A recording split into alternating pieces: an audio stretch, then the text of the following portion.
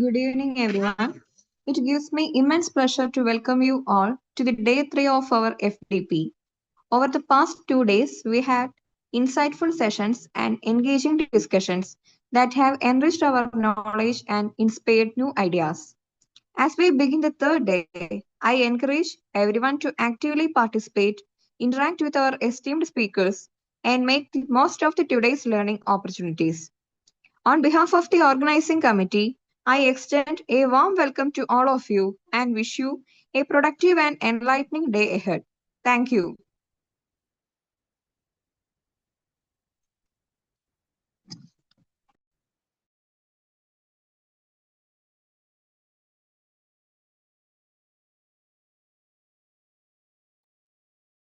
We can start our session 1. Let me introduce our esteemed speaker, Mr. Vipin Krishna, Head of the Department, Electrical and Electronics Engineering, Tejas Engineering College. Mr. Vipin Krishna has completed his BTech and MTech degree from NIT Calicut. Currently, he is pursuing his doctoral studies at Government Engineering College, Thrissur under KTU. Professionally, he served as an assistant engineer on contract at 110 kV substation Koppam and have been working as the assistant professor in the Triply department at Tejas Engineering College since 2009. He is an ISTE Life member and has received the prestigious Best Program Officer Award in 2020 and again in 2022, recognizing his outstanding contributions to academics and student development. He has also contributed significantly to research through various publications in the field of electrical engineering. We are indeed fortunate to have such an accomplished academician with us today. On behalf of Triply Department, I extend a warm welcome to our esteemed speaker and invite him to deliver today's session. Sir, please.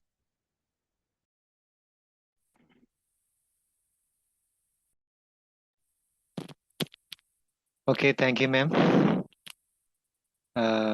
First of all, I am thankful for the Sripati Engineering College for inviting me for this session as a speaker. So I hope all the participants are there.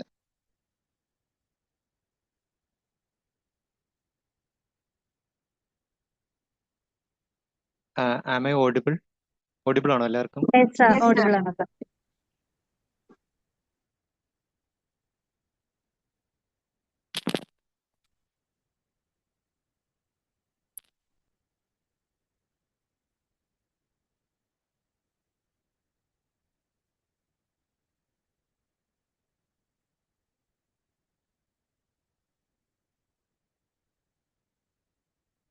So the topic for today is electric mobility, emerging trends in renewable energy, energy storage, and smart power system.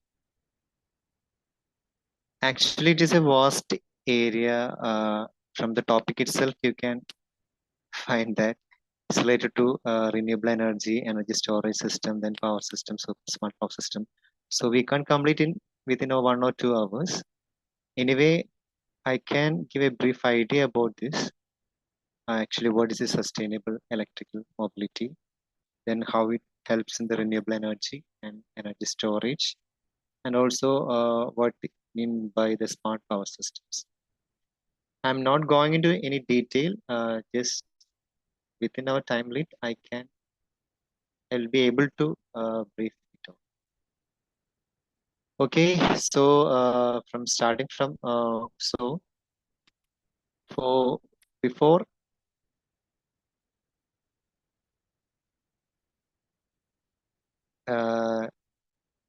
telling about this emerging trends, first we have to know about what is electrical mobility and what is that EV, what all things are there, or how it will work, and that all we know. Okay, so let's start with sustainable mobility, right? Because our topic is starts with that only, the sustainable electric mobility. So we will start with that itself. What is actually the sustainable mobility?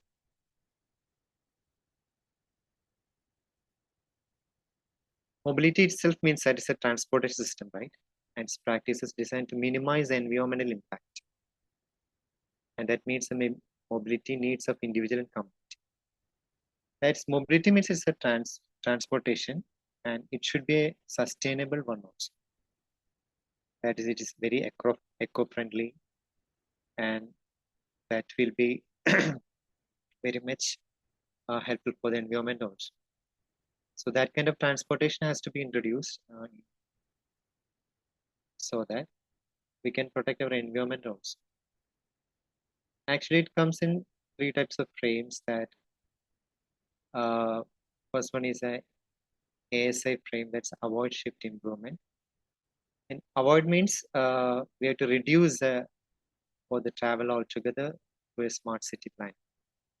For a short distance, we can use we can't yeah we can go by walk or something like that. So we can reduce, or we can go through the bicycle, so that we can avoid the pollutions at all. And shifting means the transition from the private vehicles to the more sustainable modes like walking. The same thing always. Improve means we are using the EV types of electrical vehicles type of transportation, so that we can reduce the pollutions and stuff.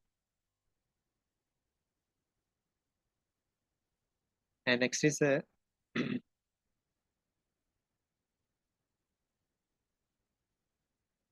four pillars of the ecosystem is the active mobility and the public transportation and shared mobility and mobility as a service. That means not to make it sustainable, we concentrate on more type of EV vehicles, and by avoiding the private vehicles, we can use a public transportation, and also the P2P sharing or pay-per-use digital platforms also we can use. That way we can make it a sustainable. Then why it matters, or why we go for the sustainable type of mobility? We know that there should be an environmental impact should be there. That major contribution to the global carbon dioxide or emission or pollutions we can avoid. Then public health. Thereby increasing the pollutions, we know that the public health will be got further. So we can reduce these pollutions and make the public healthy. And social equity. It should be affordable, reliable, and safe. So we can improve the social equity. Next, come to the electric mobility. It commonly known as e-mobility refers to the shift in the transport sector from the traditional IC engines to electric motors. For traditional we usually using the petrol diesel engines. So IC engines we are commonly used. We are shifting that type of mobility to the electrical mode. That's by using electrical motors. It encompasses both the vehicles themselves and surrounding the charge infrastructure. Because we are using the motors, it should need some power. So we need a battery. So we need a charging structures. So along with the vehicles, we also need a surrounding charge infrastructure also. It applies to the wide range of electrified transportation, including the personal transport, public and commercial transit, marine and special transport. Everywhere now we are using EV type of vehicles, right?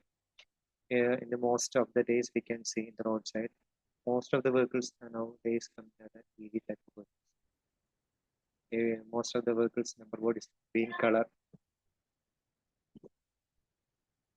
So the personal transport by electric cars are there, electric scooters are there, bikes are there. In public means electric buses are there, trains, trucks, vans. In marine also the ships and also we can also use the electric type of vehicles. So everyone know that the key components is the electric motor should be there. Then we have a rechargeable batteries there, should be there, and charging infrastructure, right?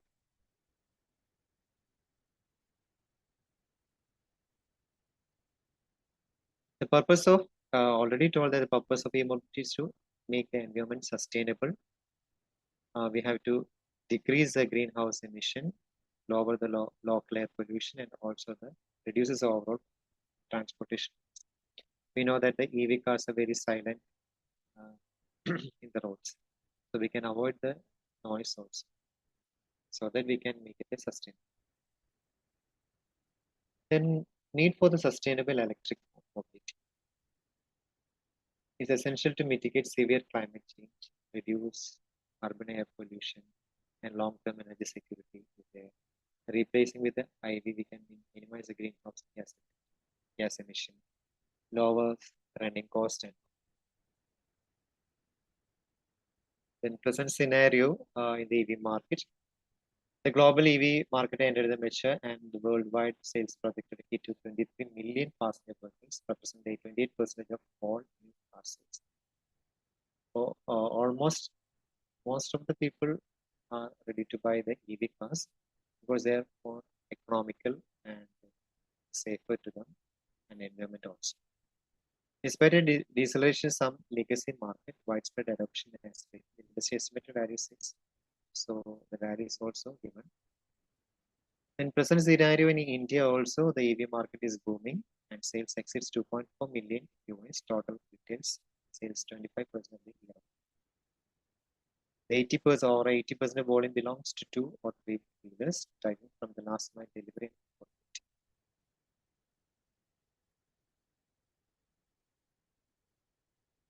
So market breakdowns in the two-wheelers and three-wheelers, we know that the two-wheelers we have Ole electrical vehicle is most, I think, detailing one and localized battery chemistries.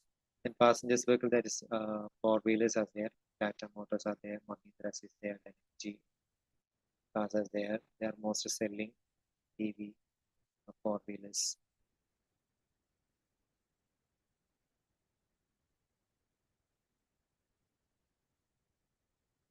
Then key drivers to EV adoption, okay, the same thing by using the EV motors, we can, the owners can, the total cost we can be reduced and we can be saved.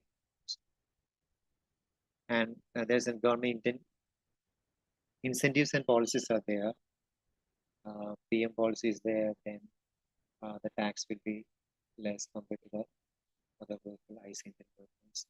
The technologies are there. So the expanding charging infrastructure is there, and society awareness and greater vehicle selection performance. Okay, so everything is there. So compared to the ICE engines, we know that the electric vehicles, even two-wheeler, three-wheeler, four-wheelers, electric vehicles are more sustainable or than the ICE engines. Then come to the EV architecture. So before knowing more about the electric vehicle, we should know what all things are there in the EV vehicles. Architecture refers to the structural design of the electric powertrain, battery placement, high voltage systems that define a vehicle range, charging speed, and interior space. We know that everything is accumulated in the car itself. That's the batteries there, then motor is there, and this we can see the inverters there, the auxiliary loads, and main switches. Everything is there attached with the car itself. The modern EVs are dedicated modular skateboard is there, platform is there, and the batteries are placed over the platform.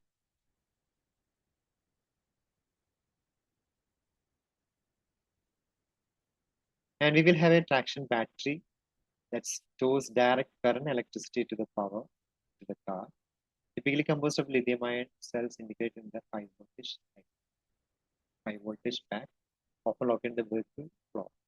Actually, the batteries are located under the. There will be a platform under the vehicle, skateboard platform. The batteries are placed layer by layer on the platform. And the electric motor that converts electrical energy into mechanical energy driving the wheels.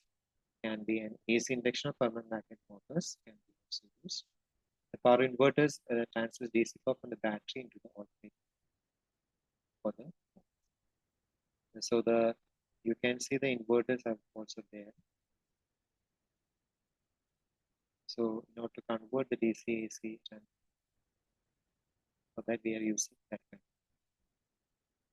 Then power control and auxiliary system. So in addition to the battery, electric motor, inverters, we know that We have also the auxiliary systems. Then onboard charger that converts AC power from the standard power grid to the domestic charger into DC power to safely charge the battery. OBC that converts AC power in the grid charging stations. We know that the supplies from is to AC, so we have to convert with DC. So in the onboard charge, it converts AC to the DC. The DC-DC converters is there. We have to convert in the voltage level. So DC-DC converters is there also. Thermal management system is there. So everything is working. Everything is electronic and mechanical machines are there. Electrical machines are there. So the temperature may be getting high. So the thermal management system should be proper. Proper liquid flowing or air cooling should be there to prevent the grid degradation and the mass charging. This is a rough figure about that. You can see the converters.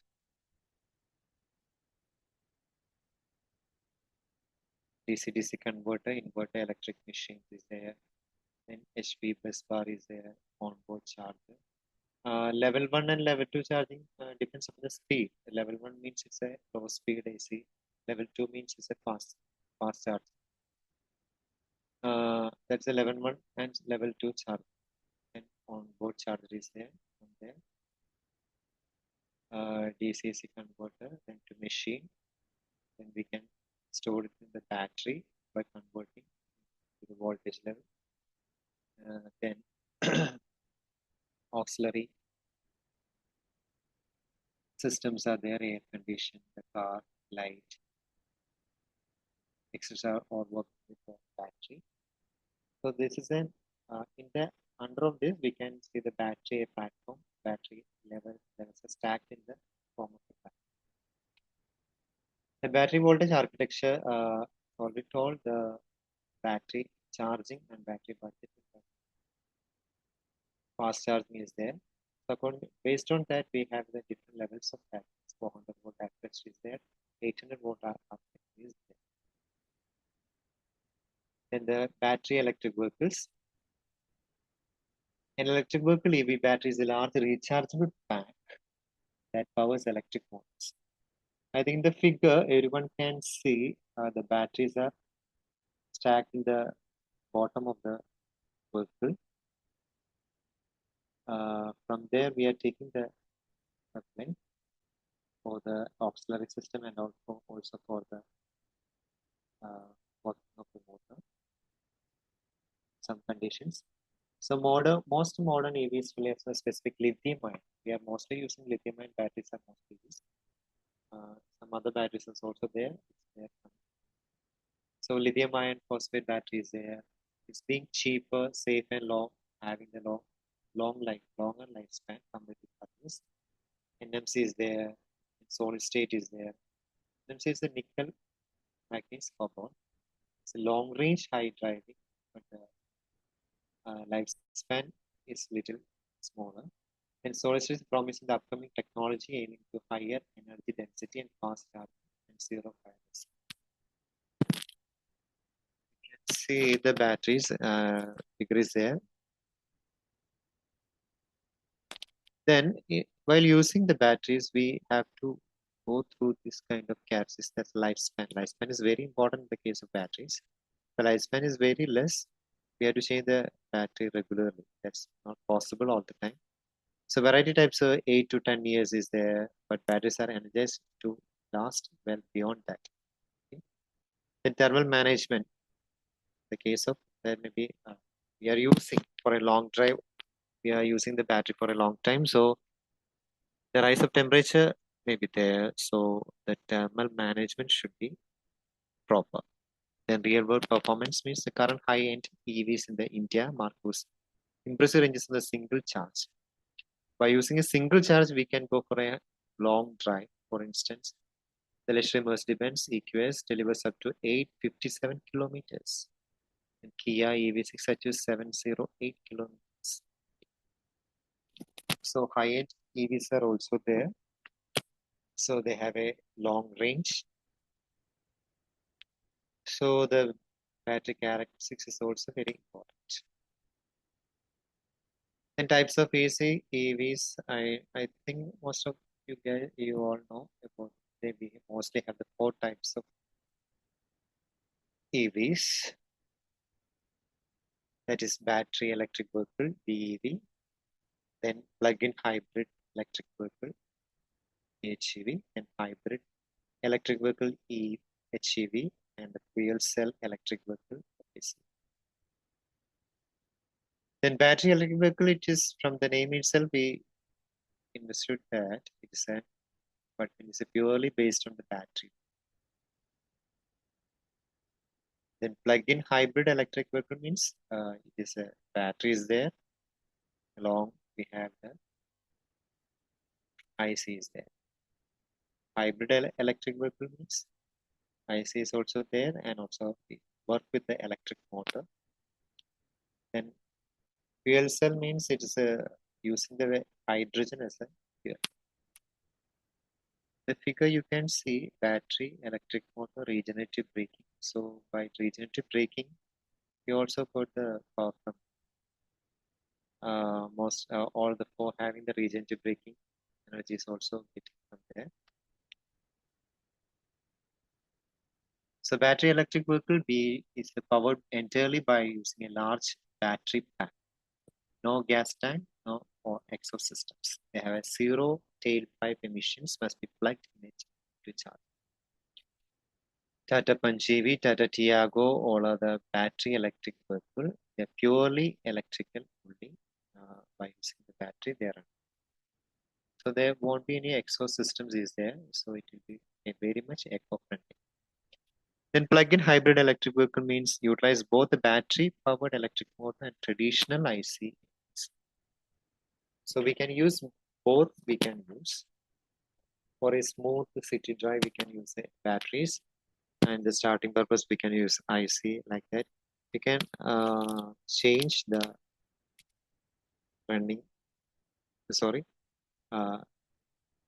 this mode can change to electric mode and also the IC. So, Toyota RAV4 Prime and Jeep regular for XA or using the all are plug-in type hybrid electric vehicles. Then is purely hybrid electric vehicle that both as a gas engine and an electric motor that works together to improve the fuel efficiency.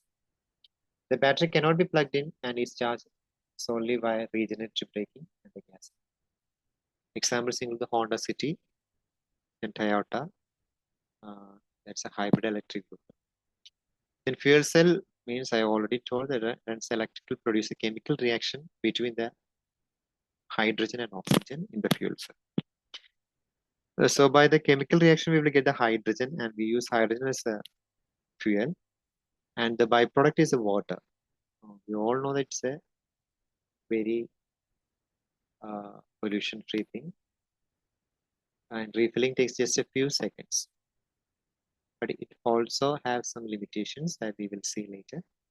Examples in your Toyota Myra and Hyundai Nexo, we will have a FCEV. And hybrid electric vehicle, additional internal combustion, electric motor is there. In this case, which is between the fuel and electric power, or uses both to maximize the fuel efficiency and reduce emissions. Sometimes it may be switched to fuel, sometimes it may be switched to electric power. Sometimes they both works together. Our final aim is to make the fuel efficient and make it a sustainable or reduce emissions or pollutions. And in hybrid, we have different types. The mild hybrid is there, strong hybrid is there, and plug-in hybrids are there. In mild hybrid means we are using a small batteries, and its main function is to idle start, stop, and air conditioning. It improves the fuel economy to 5 to 50%. And the strong means it uses a larger battery and electric motors along the vehicle to drive up a pure electric power at low speeds. Means that during the city speeds, that's a smooth and low speeds, we can use the electric power. The charge on go via the combustion engine and a regenerative braking. And plug-in hybrids is a larger batteries that can be charged by plug-in outlet. They offer a longer all-electric range up to 100 kilometers, bringing the gap between the standard hybrids and so the hybrid also we will have a different type milestone plug-in hybrids. So by using the hybrid, we have a core benefits are there, no range and shaping. Then excellent fuel economy and self-charge is there. So it's a benefit in the case of hybrid. Next, plug-in hybrid EVs uses both the battery-powered electric motor and an internal combustion engine. In the figure, you can see the batteries are stacked there, and also the fuel tank is there. IC engine is there. So it's work both on the battery-powered and internal IC engine. Unlike standard hybrids, its larger battery can be recharged by plugging it into an external power source. The hybrid, we are also sometimes we are using plug-in, and mostly we are using this BJT braking type or IC for charging the batteries. But here, we are extremely depends upon the plug-in to recharge the battery, allowing for the pure electric driving for the daily commutes before smoothly switching to gas for longer trips. So for a longer trips, we can switch to the gas. As I said, it works on the electric mode, typically offering the all electric range to 20 to 15 miles. During this time, it produces zero tailpipe emission. There won't be any pollution that time. The hybrid mode, once the battery is depleted, we know that while running for a long period, the battery charge gets depleted. So the car automatically switches operating to the traditional to the IC engine mode. Then charge the battery can be recharged by the standard wall outlet. Level 1 means slow charging, home charging stations. Level 2, it's also regenerates power through the braking. Regenerative power can be also applied to this. Then actually, what is a fuel cell electric vehicle? There's a last classification in the EVs. Electricity is produced by the onboard hydrogen fuel cell rather than a large plug-in battery. So here, they uses a fuel cell for running the motor. It's a zero-emission vehicle that emits only water vapor and warm air. The renewable hydrogen is a clean, zero-emission fuel produced using the renewable electricity to split water into hydrogen and oxygen. Acting a flexible energy carrier, can be stored and transported and converted back into electricity. It can also be converted back to the electricity by decarbonized highway industries and shipping and power grids. We know that it gets split into hydrogen by electrolysis there. The result is hydrogen is captured and used as a fuel. When burned or passed through the fuel cell, it produces only the water vapor and heat. So while it produces the heat, the thermal management system should be accurate or should be there because it generates heat also. But it's a zero emission. Next, what is a FC? Fuel cell is that it processes the combines the compressed of the hydrogen gas from the vehicle tanks to the oxygen from the air. It takes the oxygen from the air and combines with the hydrogen. Electricity generation, this chemical reaction generates a continuous electricity. Emission, we all told, creates a water as a byproduct, so it's very harmless to us. Replaces fossil fuels and produces a harmless water. Energy storage, excess reliable electricity can be converted into hydrogen and stored in the stalled canvas and depleted oil gas. Okay, fast refilling, already told that within seconds we can refill it, and it is very long range and zero emission is there.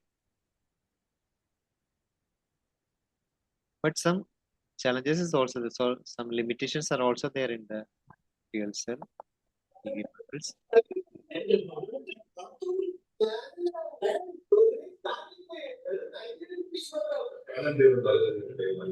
mic is hello. Sir? എല്ലാവരുടെയും mic ഓണെന്ന് തോന്നുന്നു.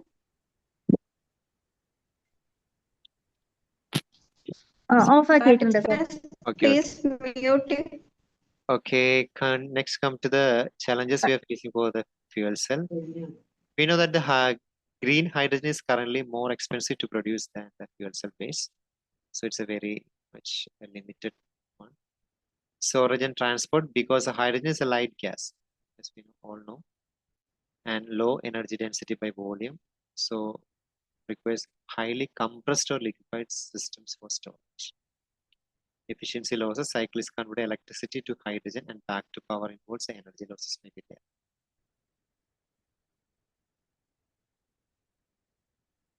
So hydrogen refilling network, we have the infrastructure should be there. Healthier sourcing should be there, and automatic marketing. Currently offer the limited markets with the models like Toyota, fuel cell, EV vehicles. Next, come to the renewable energy sources.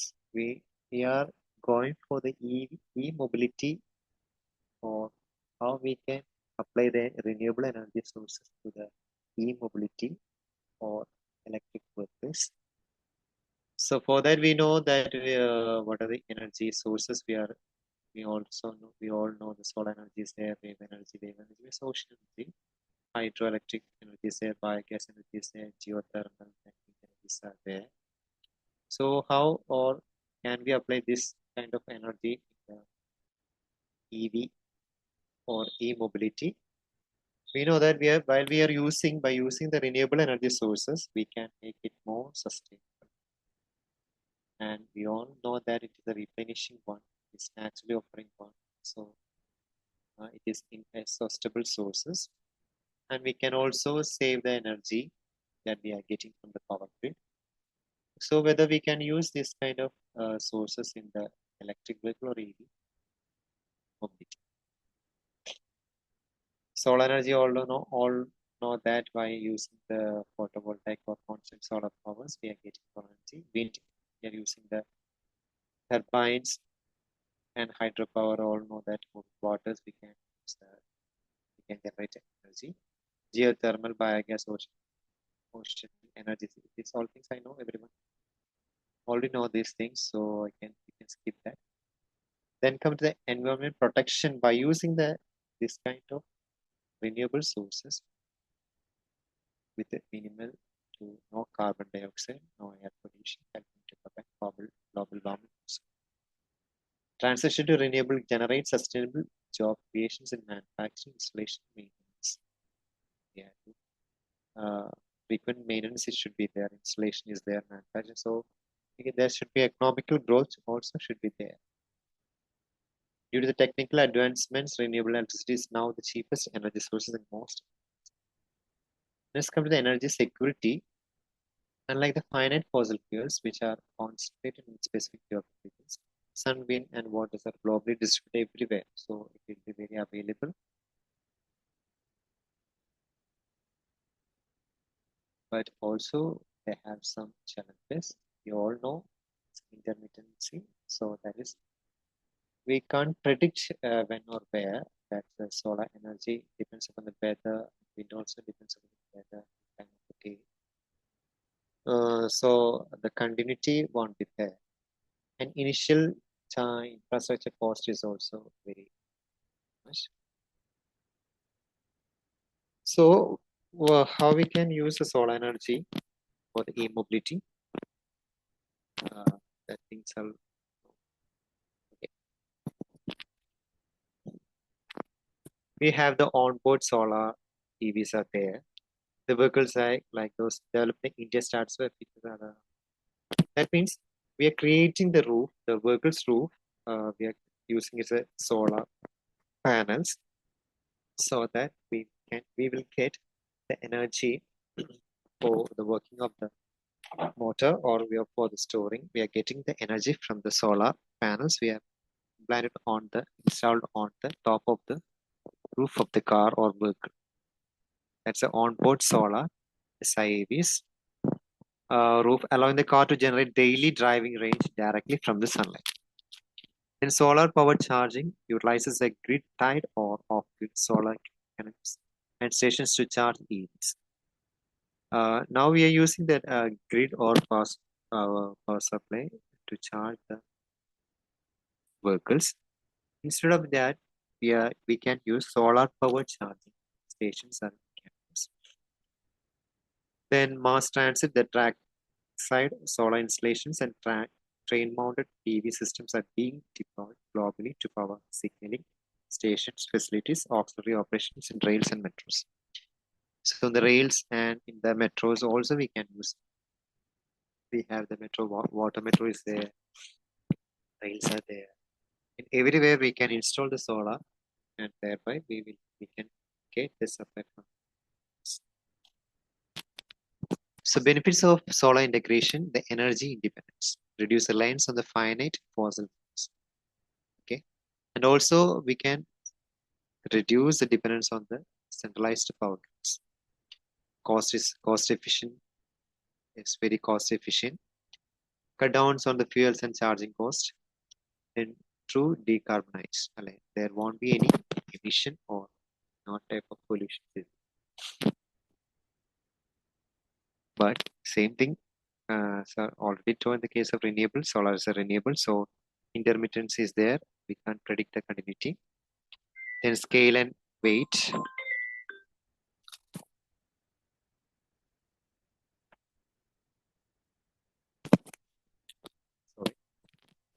The space is limited. We know that so for implanting this.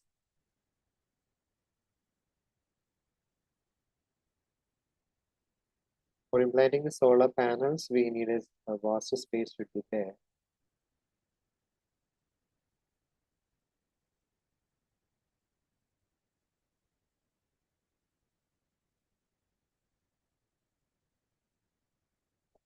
The infrastructure also, the initial cost is very much high in the case of this renewable type of.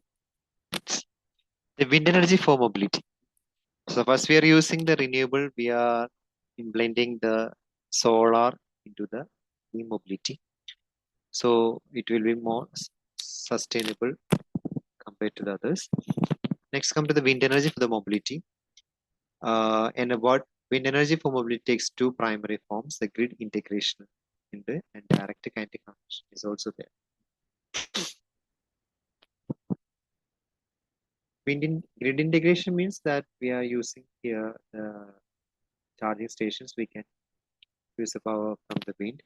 And dynamic direct conversion means using the ships and also for sails, we are using this energy for mobility.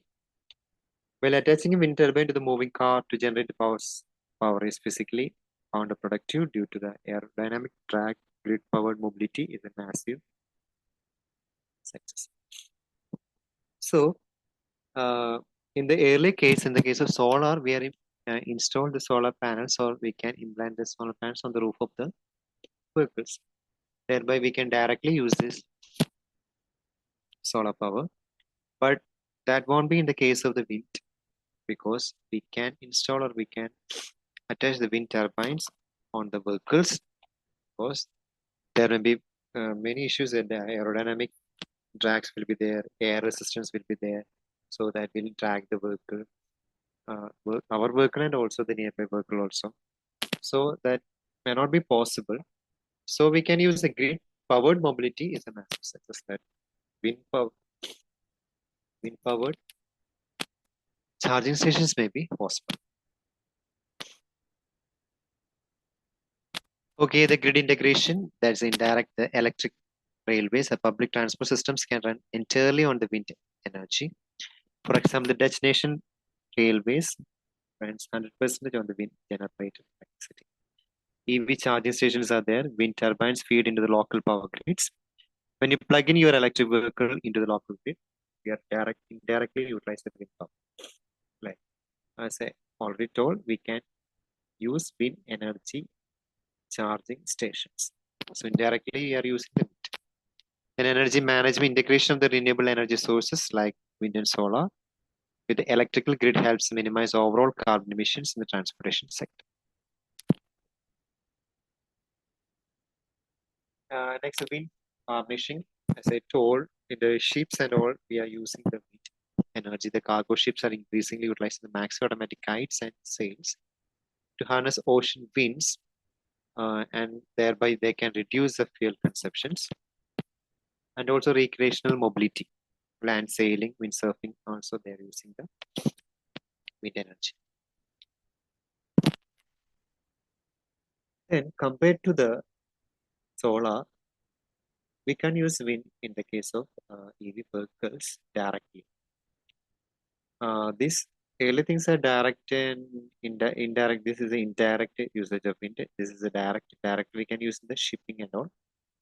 But in the case of vehicles on the road, we can directly use the wind because of the physical problem is there and drag penalty is there.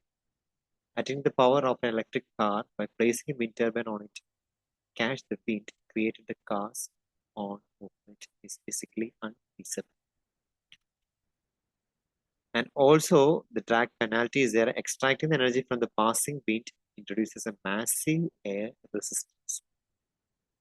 So the extra energy required to push the car to that added wind resistance is significantly greater than the tiny amount of energy. So there will be energy losses will be there.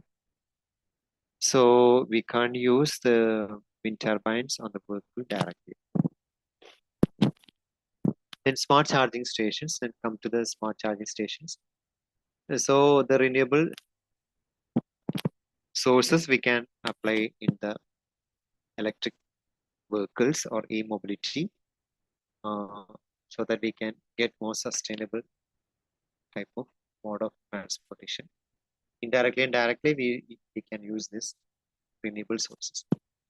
Next kind of the smart charging is intelligent. The name itself is a smart. Smart means it's an intelligent connected energy management system that automatically control the electric vehicle charging speeds and time. So smart charging. Smart charging, smart means it's an intelligent that it can control automatically what control the charging speed and times. Unlike traditional chargers that pull maximum power immediately, it balances the grid demands and electricity prices and renewable energy availability using cloud-based data. The core smart charging concepts encompass several technologies, capabilities, and bidirectional power. So next charging, we have the different types of charging there. First one is V1G, that is the unidirectional smart charge. The unidirectional, that means it flows in a one direction only. The charging power can be modulated and scheduled, but power only flows one direction or one way. That's from the grid to grid. It involves delaying charging to off-peak hours, or slowing down charging speeds to prevent the grid off. So that will be very difficult to charge during the peak hours. So in the peak hours, it gets slow charge. So we have to waste so many time for getting. And we have to wait for the off-peak hours to get a fast charge. That was the first one. Next is a V2G. V2G, like vehicle to grid. And also the grid to vehicle. It's a bidirectional charge. So we can charge the vehicle or we can charge the batteries, and if we need any or if we don't have any insufficient, if we have an insufficient supply from the power grid, we can charge or we can giving the supply to the grid also. That can discharge the stored energy back into the grid also during the peak demand to balance system loads. That's a bidirectional vehicle to grid or grid to vehicle. Next is vehicle to home or vehicle to building. It's a backup power to supply the energy directly to a residence or commercially building during outages of high tariff periods. That is, we can store the energy in the battery, and if there is any need, that means in the high tariff period times, or if there is any outrages, we can use this charge for in our home or in our buildings. So the first one is a unidirectional, that we next V2G and V2H and V2B are the bidirectional charge. And primarily we have the cost saving is there.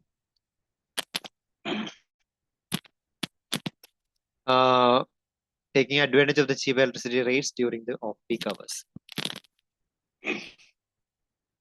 In grid stability,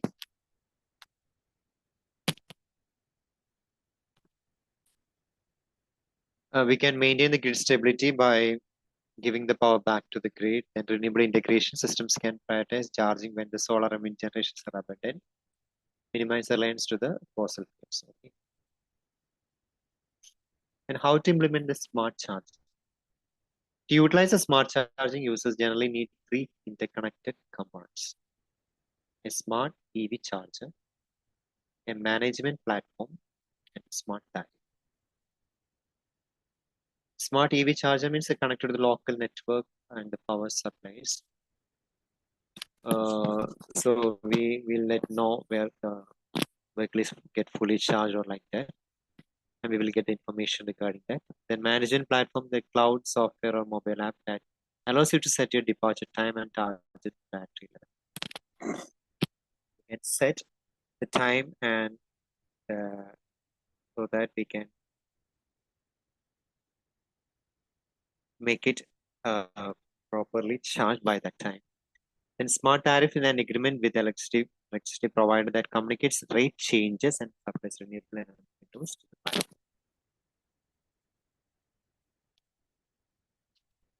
EV charging infrastructure encompasses a hardware, software, and electrical grid connects using the power grids. As I already told, we have the different categories. That level 1 charging is there. Level 1 is a slow and domestic charging. Level 2 is an fast and commercial. And also DC fast charging is there, highway and rapid, to meet various daily emerging charges. To ensure your EV experience is as seamless as possible, understanding the types of charging hardware, public network, and location planning is there are different types of infrastructure is there. There's a level 1 AC charging, slow charging is there, utilizes the domestic kilowatts and it uses a 5 to 15 amperes. And level 2 is AC fast charging is there. It uses 22 kilowatts, ideal for the workplace, buildings, industries, and there. Then DC fast charging is there. It's ranging from 3 kilowatt to 40 kilowatt. These are bypass the car internal converters to deliver massive amount of power directly to the battery. It's usually used in the highways, highway corridors. It's usually used. So we will get fast charging so that the passengers can't wait for a long time. The charging infrastructure in India, the availability, we have to know where all these are there. So we have 29,000 public charging stations are there. The ministries, the charging stations, they have some parameters are there. Then policies are there. Schemes like to and provinces, state policies offers tariffs are different. Tariffs are there. Then local locating and planning. Aggregators, national directories, and trip planning is there. So smart charging sockets for two-wheelers and three-wheelers and four-wheelers are available. The national directories so that we will get regarding the standards and specimens and help to navigate the EV roadmap. Trip planning means the mapping and dedicated navigation apps now overlay live stations where all these stations are there. You can have the home and office installation that's given to this range of things that we are installing in the home and office. Then charging standards are there. The EV charging standards define the physical connectors and communication protocols.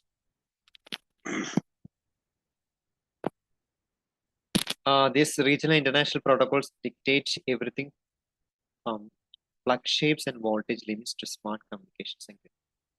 So it's like a plug shape. So the physical connector standards we will have a usually use a type 2 CCS2, then NACS, GBT, CHLMO. This type of uh, standards are we using. Figure is also given. First one is a type 2 standard for AC charging across India. It supports both single phase and three phase powers. And the combined charging systems most common standard for DC fast charging. You can see the two-layer type the CCS. It builds up to type 2 AC connector by adding two high power DC pins. You can see the two levels. The NACS is a North American charging standard. Almost all the automakers in North America region standards are there, and international standard used exclusively in China for both AC and DC charging, and legacy DC fast charging standard primarily used in Japan. So these are all the countries where using the standards there. Its shape is also given in the figures you can see. Then common and smart protocols are also used, the IEC, then ISO, the open charge point protocols are there. There's no need of that. Just I put the slide for this for the information. Next, in India localized standards, that's we are usually seeing in our country. To ensure the grid stability and interoperability, the AC standard, the type 2 connectors are there, and DC CCS. We already discussed the type 2. The figure you can see and see combined charging systems. DC2 is there. It's mostly for the DC charging, that's fast charging. And legacy AC001 utilizes for the older small EVs to require a slow AC charge. The small kind of charge. Then come to the battery technology overview. The battery store electrical energy in the chemical form. Everyone knows. They are found of the modern technology driving everything that's electronics. How they work, everyone knows about the anode, cathode, electrolyte, and stuff like that. I think there is no doubt that everyone. During the use of the chemical reaction, pulls ions through the electrolyte and causes continuous forms of electrons and permanent circuit to generate electricity. The secondary rechargeable batteries are there. Rechargeable batteries are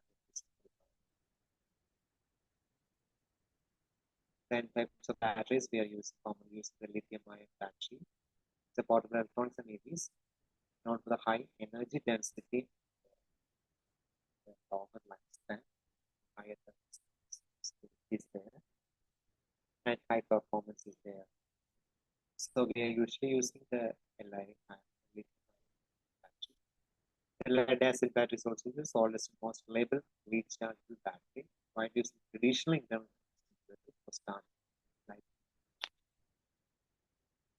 Usually in the ICE engines, we are using the lead acid or auxiliary coating. The nickel metal hydride that offers moderate energy density and long cycle life. Commonly used in hybrid.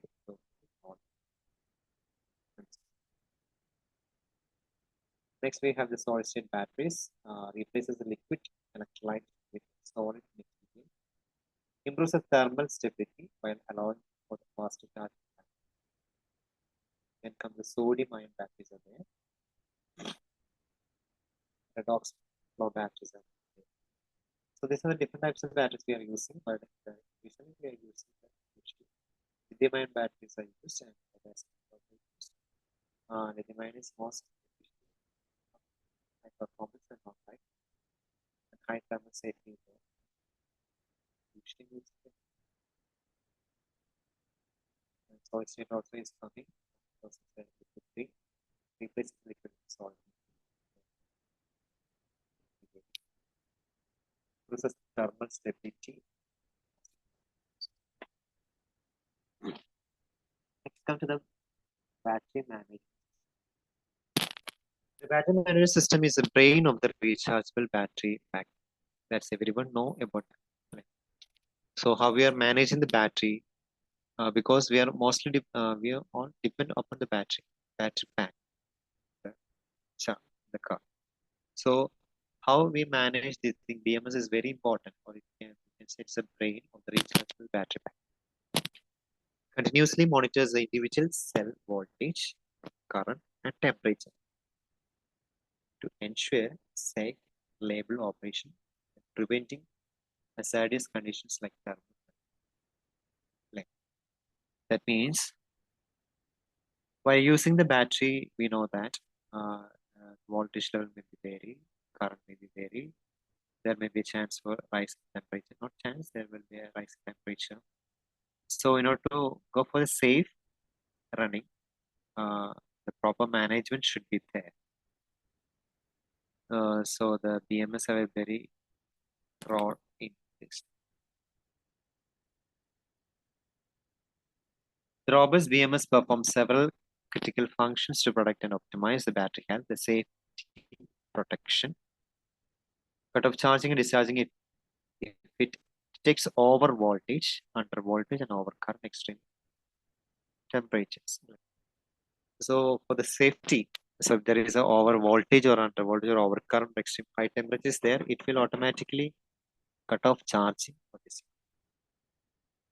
And state estimation, what is state of charge or state of health or battery may, that all should be estimated regularly. And cell balancing, equalizing the voltage and current charge capacity across the cells should be equalized. Thermal management, as temperature there may be a rise in temperature, so the cooling system should be proper. Communication relays data to external system such as the motor controls in EVs and inverters. So the communication is also proper. Energy storage systems captures and stores energy to the discharge as electricity when needed. Critical for balance supply, demand, and stabilize power grids and battery energy storage system. The most common type of modern installation, highly scalable and utility everywhere from the consumer electronics to massive grid. So by storing the energy batteries, we can power back to the grid. So thereby we can make the grid stable. Pump storage, hydroelectric, largest source of global energy storage, utilizes water reservoirs. Mechanical and thermal includes compressed air systems, flywheels, and thermal. Next, grid scale energy storage. Encompasses utility size technologies connected directly to the power. It absorbs excessive electricity from the available sources like wind, solar, stored to balance the supply and demand, regulate the frequency, and provide the backup. It's the essential backbone to the reliable decarbonized electric. So battery energy storage systems, then pumped storage hydropower and other systems we can be used for the technologies for the maintaining a proper energy system.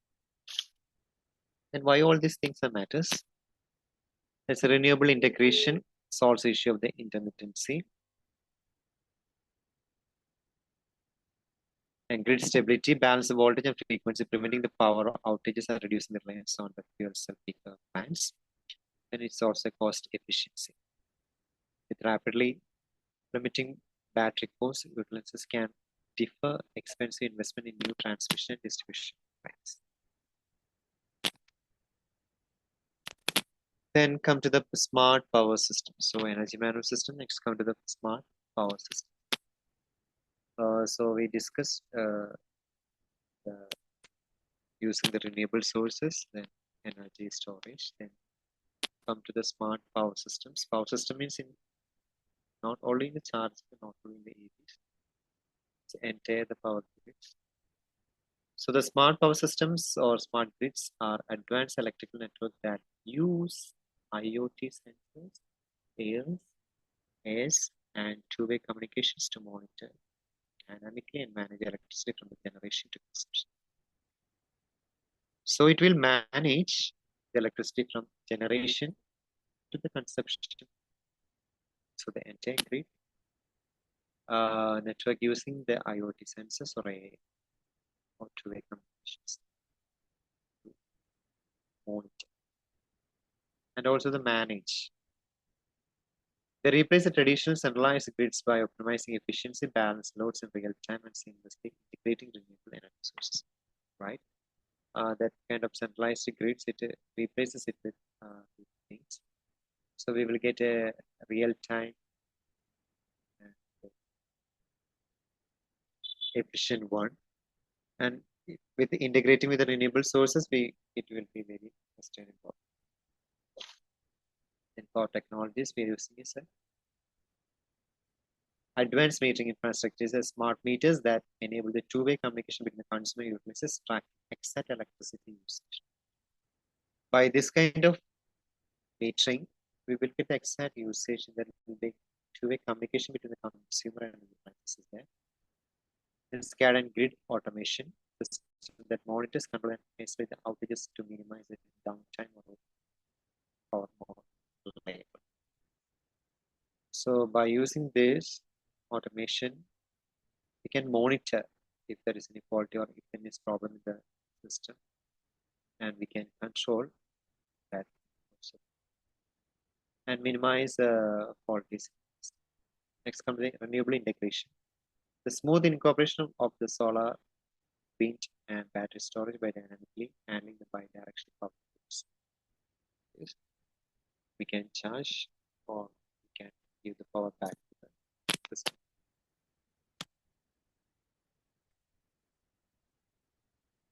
By using the smart power systems, we have smart homes and buildings we can create.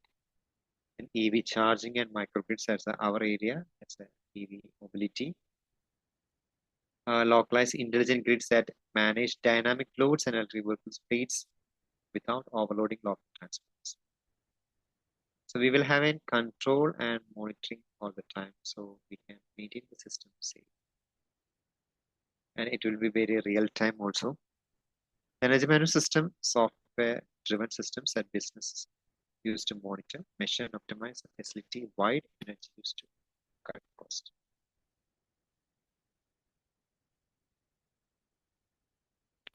As you said, the smart powers via the efficient and sustainability will be there.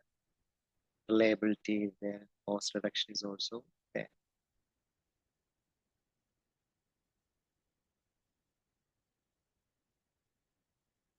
We all discussed this smart power system, smart grid. Then how they work, the smart grid lays on the digital infrastructures and internet IoT to ensure the constant two-way flow of both electricity and information. Advanced metering infrastructure, the digital smart meters replace the traditional analog meters, enabling automatic real-time tracking of energy consumption, two-way communication with the utility providers. Sensors and automation. IoT sensors or PMUs continuously monitor power flow and detect faults. The artificial intelligence acts as a grid brain, analyzing vast amount of the data to the predictor. So these smart things we can also use in the case of in the e-mobility things. So we can manage how the charging and what the time or whether it is overloaded or overcast is there. Anything we can be managed using this kind of smart. Renewable energy integration is there, so it is a eco-friendly. The peak demand management. Large energy users, smart home appliances can reduce power consumptions during the times of peak stress, thereby lowering the cost and preventing risks. Improving the reliability, then consumer empowerment. Detailed insights into their energy consumption. So while we are using this thing e-mobility, we can use how much time or how much we are energy consumed using the battery. And type of smart grids, utility scale is there, and community level microgrids are there, industrial residential type of grids are there. That's depending upon the level of usage or community they are using. the microgrids and the EV integration. Then we discuss about the smart grids, then how we are integrating into microgrids, transfer the car from the mere powertrains into flexible mobile energy storage systems. By combining the local renewable energy, battery storage, and smart charging software, microgrids can reduce charging costs up to 30%, achieve overall 75% efficiency by section. So it's very much usage. Then how it can be integrated, we already discussed that in V2G. The peak load times we can use charge the batteries, so thereby we can reduce the cost, or we can get independent from the power grids. The smart charging, then but it is a unidirectional only, then DC microgrids are there. Direct system eliminate the losses with the AC-DC conversions. It can directly be used so that it will get a fast charge. Energy resilience is there. The main power grid fails, the microgrids can disconnect and operate autonomously. If there is any grid failure is there, we can use these charged batteries. Capacity plug-in EV charges access spinning reserve to keep the essential local infrastructure. Cost optimization is there. The renewable integration makes it more reliable and sustainable. And challenges to consider. As we know, it has a initial cost is very high. Setting up the localized generation battery lines by that cost is there. And regulatory communication has a handling should be much complex. And we all know it is a bidirectional charging. Extensive V2G cycling can theoretically impact the battery life. Sorry, if you are every time you are using it the bidirectional that V2G, so the battery may get degraded or reduce. In the smart energy systems, the application begins transfer smart energy systems by converting traditional grids to autonomous, predictive. We can predict what is happening. We can predict whether that is like a forecast. By processing the vast data space, a optimized energy supply and demand, it creates a and managing cost. So by using the AI, the energy supply can be optimized, demand can be optimized. We can introduce the renewable resources and manage the market. Renewable forecasting, as I already told, the demand side management.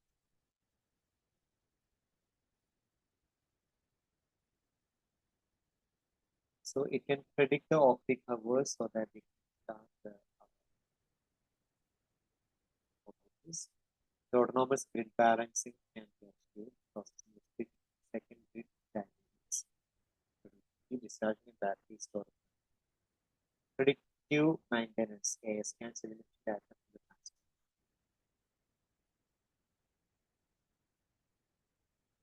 So digital backbone of, so we discussed about the IoT and the smart grids and how the IoT and mobility, the digital backbone of the e-mobility. By connecting the vehicle, charging the power grids, the IoT enables real-time monitoring of the battery health, remote diagnostic, smart charging, seamless and automated payments. So by using IoT, the real-time monitoring of the battery, how much the battery health is there, then the charging is there. Everything can be monitored by the integration of the IoT in the delivery sector, transform the transportation into an intelligent system for areas that see what for smart charging and grid integration. Plug and charge eliminates the need of manual and fast or apps by allowing the vehicles to automatically communicate their identity to the charger. So nowadays we are using this kind of things, that is card swapping or app for getting charged. Without that, by using this kind of marketing, we can automatically identify the charger or authorize the frictionless. Then V2G grids, IoT allows the smart chargers to exchange the data with utility providers to manage the vehicles and draw the power during the operating hours and create access and back to the grid. So it smart chargers to exchange the data with utility providers, whether the operating hours or according to that we can do the V2G or G2G. When it comes to the real-time infrastructure, provides the drivers with the live updates on hardware. Right? The real time we will get a live updates. That's a smart charging or grid integration. This comes with the battery management and predictive maintenance. So how this smart grids or smart power systems in EV. So deep diagnosis there, IoT enabled battery management system. Continuously monitor the voltage and rate power. So the battery management system can be monitored continuously and it should be a real-time monitoring. And the predictive maintenance is there by identify the thermal before the failure. ഇപ്പോഴത്തെ കേസാണ് ഇപ്പോഴത്തെ now we only know whether after getting damage we already know about it, but by using the smart grids, smart power system, we will let know before the failure occurs so that we can schedule and prepare. Then failure over the air, the workers and fleet components can receive second remote performance and safety upgrades without needing to visit.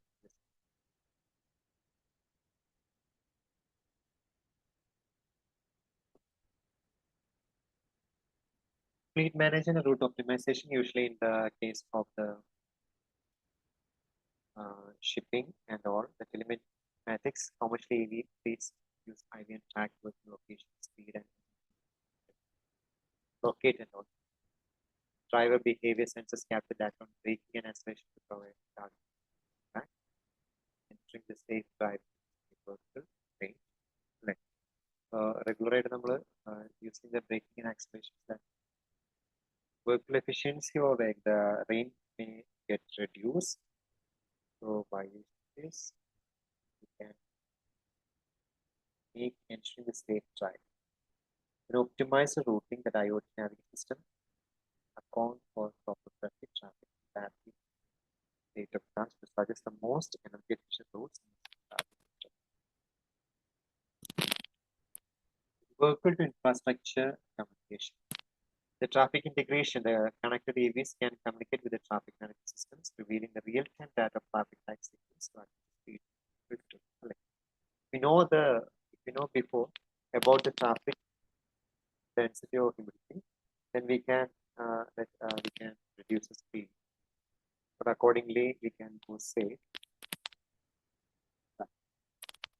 thereby improve the energy, urban mobility, and it is to manage the condition to the geolocation based on pricing smart car. Okay, these are the smart grid or the smart power systems we are integrated with the e-mobility. So these are kinds of things we can do. Okay. Next, come to the energy management strategies. Monitoring under you already discussed this. The data collection monitoring energy audits, real-time monitoring is there, KPI tracking is there. I think the time is getting. Okay, so I will just go to automatic and smart technologies are there, building automation systems. Sensors control the lighting, heating, and cooling based on real time. IoT analytic is there, the smart thermostats and tags is there. Operational industrial strategies, load shifting and peak by shifting a heavy electricity usage from the periods of high demand to tanks of low it will reduce utility tax. Equipment optimization is there, then waste heat recovery is there, and renewable integration by integrating organizable culture is there, education, educating staff on energy saving practices such as power down, holds in education is there, so by using this, what's the environmental benefits are there? Sustainable mobility drives the green transition by eliminating the emissions and maximizing. The green cuts the greenhouse gases that drastically improves urban air quality and creates them even more. So transiting to the electricity and electric transport offers larger technological and healthy impact. Zero tailpipe emissions, reduced carbon footprints, and public health will be improved by air pollution will get reduced, so public health will be improved. Noise pollution reduction is there. Electric motors, really silent. Resource optimization is there. E-mobility is more energy efficient, converting a much higher percentage of green energy directly to traditional generation compared to economically. That's the environment type of benefits by getting. Then by using the e-mobility, then how it will be affect the economic benefits. Sustainable e-mobility drives economical growth by significantly cutting the operational and maintenance, boosting national security, and creating high-value jobs and advanced manufacturing. Okay. So it will also have an economic impact. Transitioning away from the fossil fuels also curtail massive crude oil bottles and reduce costly public health crisis caused by the little land business increasing. So by avoiding this kind of fossil fuels, we can the economical impacts span three main categories: our operating cost, consumer and cooperative cost level, at consumer level. Lower operating cost means in the case of petrol and all, reduced maintenance, electrical motors have the fewer moving parts. Then maintenance will be reduced. Then first mile, first last mile for micro mobility, good transport. It minimizes the inefficiencies and offers a localized information of macroeconomic and energy security. Shifting to electric vehicles decreases the national reliance to import crude oil and thereby trade opportunities. Applies in the battery production and EV supplies and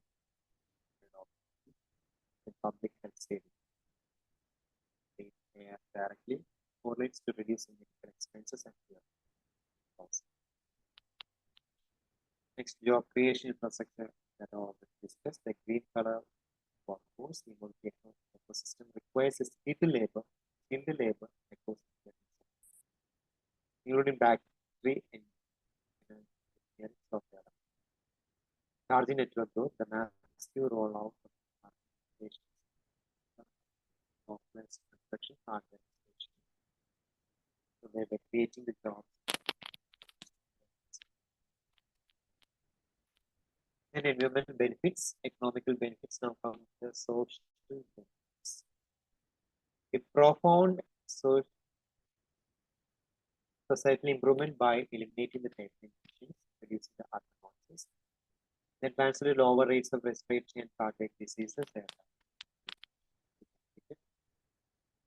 and enhances the public health.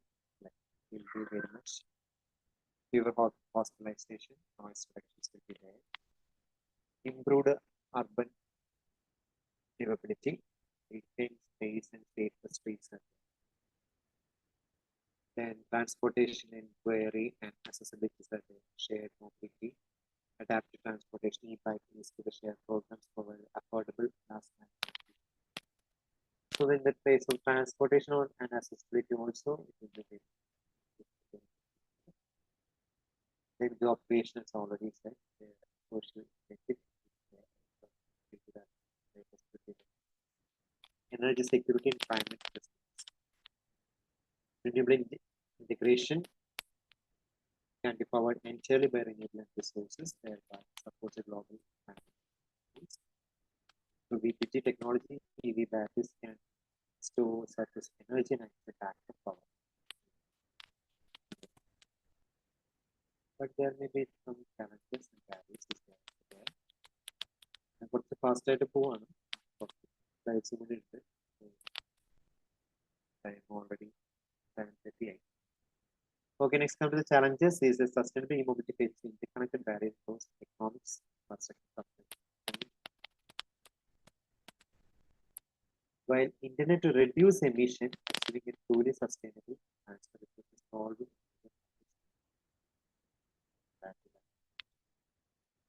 the battery life cycle and regional charging gaps. Compared to the petrol, the charging stations are very low. Today it gets basic. But compared to that, it is India and Karnataka the most. So it also has some challenges. And economical constraints is also there. It's a long-term saving high about working pathways. The working cost we know the cost is very high in the workers. Because of the limitations are also there. Train and building and shipping was like in grid capacity, a surge of EV places a heavy load on local power grids. If charging stations are powered by fossil fuels rather than the renewable energy, then it will benefit it drastically. So that's also a problem. Then surplus chain bottlenecks. As raw materials like lithium, cobalt, nickel complicate the production and can drive the cost. The battery life cycle is very important. Life cycle is very less. We have to change the battery, but it's expensive and all. So battery recycling, we can go for the battery recycling. That is some kind of management system. So battery recycling is the backbone of the sustainable mobility. It establishes a circular economy by recovering the critical minerals like lithium from end-to-life EV batteries. This process drastically cuts the greenhouse gas emissions. So we have to recycle the backbone of the sustainable by making it sustainable mobility. Circular discharging and dismantling use EV batteries are safely discharged to utilize their remaining energy and dismantling into individual modules. Shredding and separation modules can shredded in controlled oxygen-free environment to prevent uncontrolled chemical reactions. In hydrometallurgy, the black mass is treated with the chemical solutions and solvents. This isolates a high purity. So we should safely shred or separate these batteries or dispose these batteries. The rest was and why recycling matters? Recovering these high demand metals supplies in the supply chains and problem. And second life repurposing. Before being shredded, EV batteries with 70 to 80% of their health are often repurposed for stationary energy storage. Sometimes can be recycled or reused for other purposes. And waste management, proper disposal prevents hazardous toxicity. So it should be properly disposed.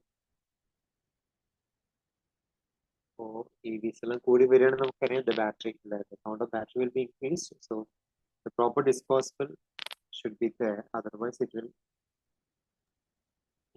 badly affect. Then why this recycling matters? Then there's a second life batteries is also there. Retired electric vehicles batteries typically to 70 to 80%. For the capacity, they can be repurposed for less demanding stationary application. ഇപ്പോൾ electric vehicles which get damaged, we can use the batteries. Their batteries for other purposes, for less demanding stationary applications. We can use that kind of that is we can reuse the batteries.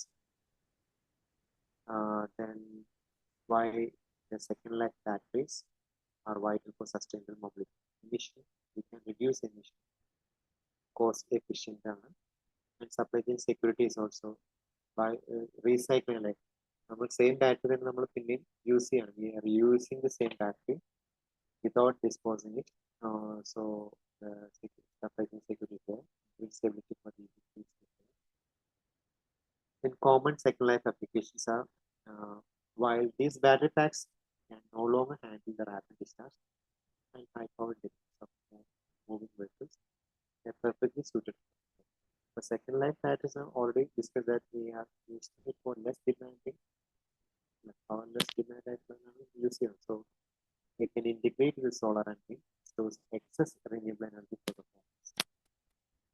EV charging station buffers at PUCM and backup powers and peak saving PUCM. Then come to the Indian EV ecosystems. In India's EV ecosystems are rapidly transitioning towards a fully sustainable e-mobility model, driven by the massive domestic manufacturing, aggressive model incentives like PM, e-drive scheme, and surgical demand. So, in the recent years, we have already told that we have a government incentives are there. So, we are more focusing on, or by 2030, PM told that we should make all the workers like EV workers or e-mobility so that we can save our nature and all. This also transition significantly cuts the greenhouse gas emissions and reduces the rapidly growing ecosystem related several indicators. Robust manufacturing and localization, and so automatic manufacturing and better production. So we have to concentrate on that things.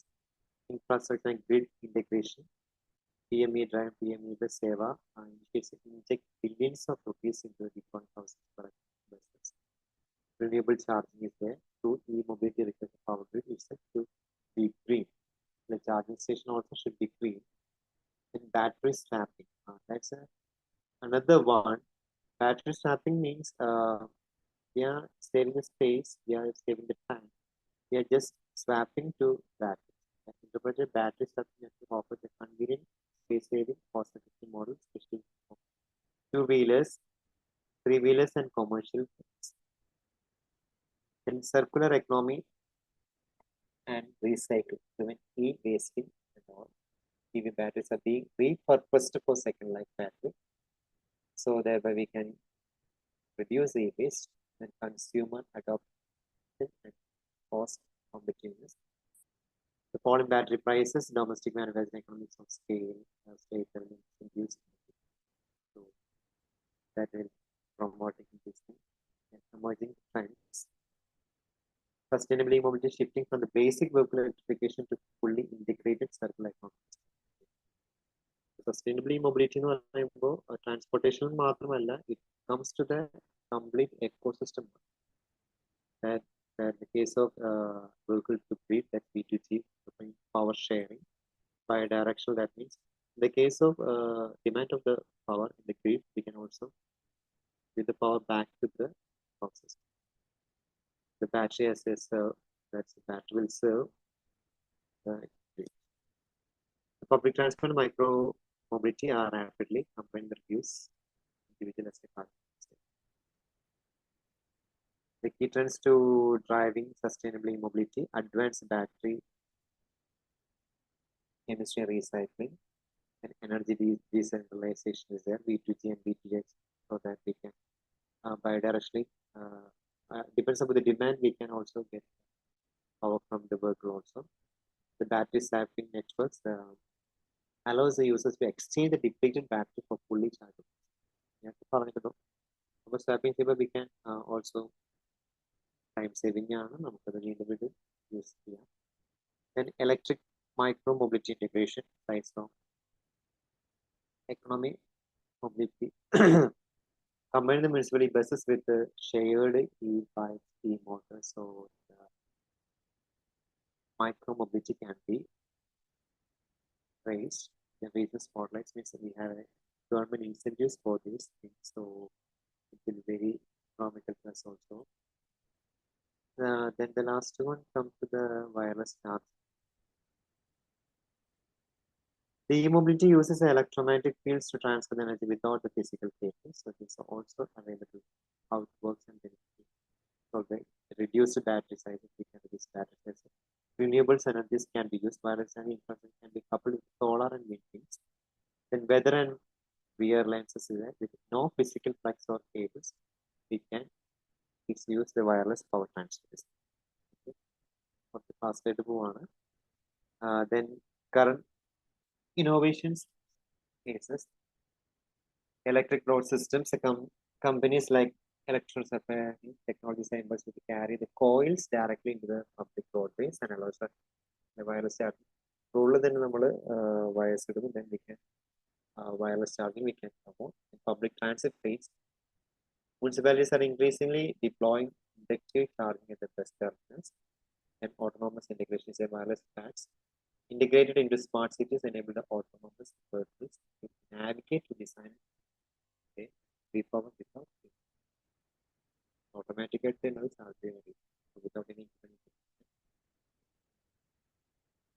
so challenges to widespread adoption.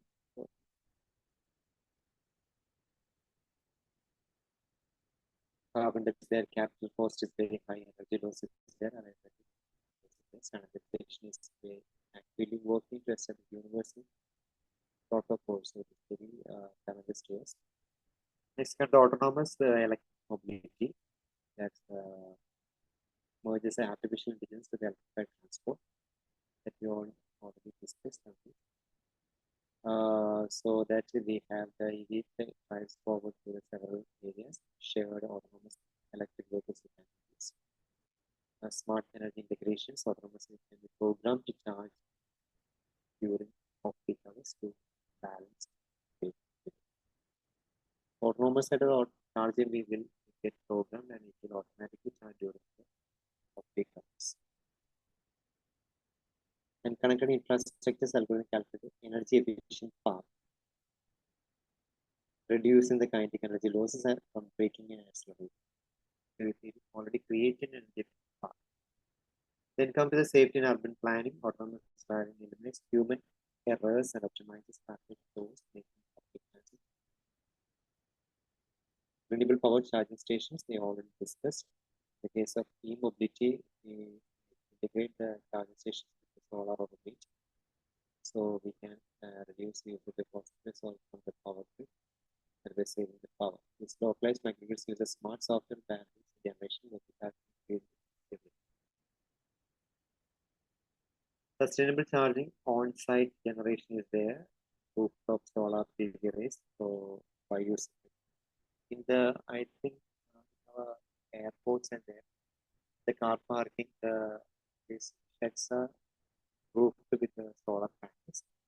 So while parking the car, we can directly charge the car. On EV storage systems are there, large capacity tanks are storage. Smart load managed and the IoTs between we can directly enable charging batteries before pulling tradition. And why this matters for e-mobility, the true decarbonization. Safe. That means the pollution won't be there. It will be decarbonization. And grid support. The grid will get a support. Given a like that. Bidirectional charging, it will be supported. Then energy independence protects the charging hubs against power outages. Technologies and economic trends, then cost efficiency, scalability, that more design and transmission charging hubs allows rapid deployment for urban centers and remote semi-urban areas. Cooperative public adoptions. 100% renewable backup deposits to meet strictly sustainable and carbon neutral transportation. Carbon transportation sustainable e-mobility relies on the eliminating the tail. So zero emission ആണ് നമുക്ക് അതിൽ നിന്ന് കിട്ടുന്നത്. That zero emission vehicles are there. Renewable energy integrated so that it will be more sustainable. And circular battery supply chains are there.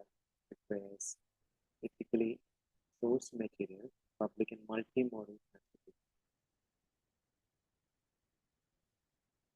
Strategic steps for decarbonization, grid decarbonization, pairing EV charging networks with the off-grid renewable resources, so that the grid power comes from the green energy. If you pair the EV charging situations with the grid, so we will get the green power, or we will get the decarbonization power. The infrastructure expansion, deploying the widespread fast charging infrastructure, remove the range using this will actually can be removed. The government incentives are there, so it is better to shift to the EV or e-mobility. Then featured research directions means the featured researchers in sustainable e-mobility focus on closing the gap between the zero emission vehicles and the true. So the research area comes to the closing or removing the gap between zero emission and the battery energy.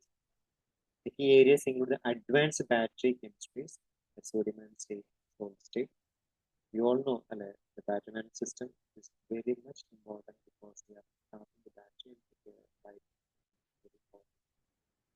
Battery, advanced battery chemistries are there. So AI-driven vehicle to grid integration systems are there. So based upon that, it will automatically charge the battery, charge the vehicle during off-peak hours, and it will give power back to the grid when demands. And sustainable recycling. Then prioritizing a holistic or closed-loop system, researchers are actively exploring several technical ways beyond lithium-ion. Now we are using the lithium-ion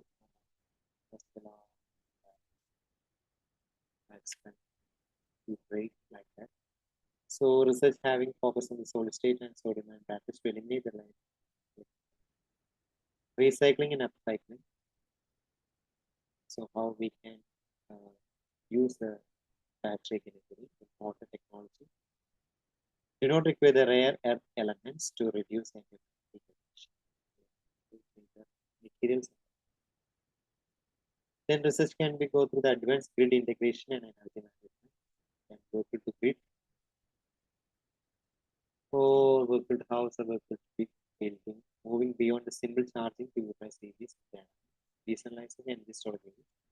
Research centers on AI-driven load forecasting to prevent grid overload by allowing distributed back power.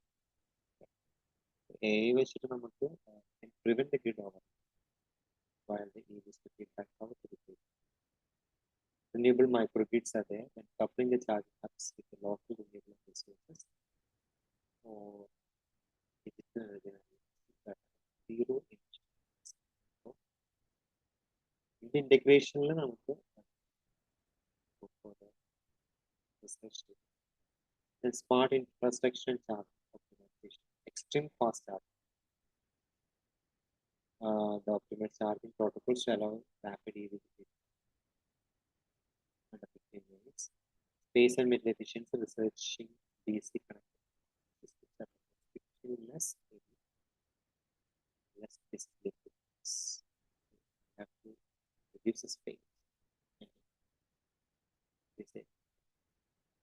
Eco-routing and fleet logistics, predictive AI, developing advanced machine learning to optimize the electrical buses and big trucks. We have to locate decarbonizing foreign zero emission tracking and last mile urban delivery and social economic and policy adoption behavioral studies. Also regulatory frameworks are there to govern bodies. And behavioral studies means investigating consumer purchasing behavior within infrastructures to answer the border adaptation. Specific requirements to Core applications in sustainable e-mobility, mobility as a service. Public transport, we have to depend on the public transport and electric hailing. The single-use internet platform service multiple line. Private busy market public transport. The smart charging and vehicle to grid infrastructure connected with smart energy. Then intelligent, that means AI or IoT like networks can be monitor the traffic, parking, and get in advance with the traffic or congestion so that we can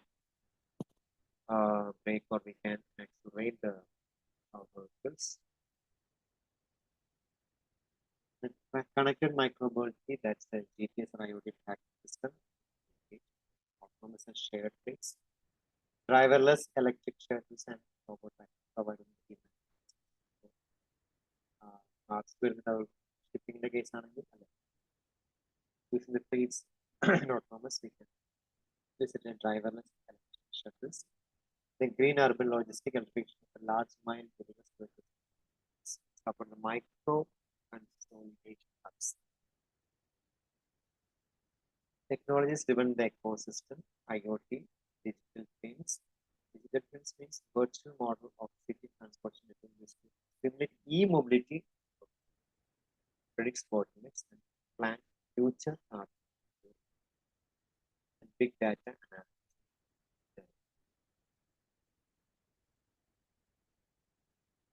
So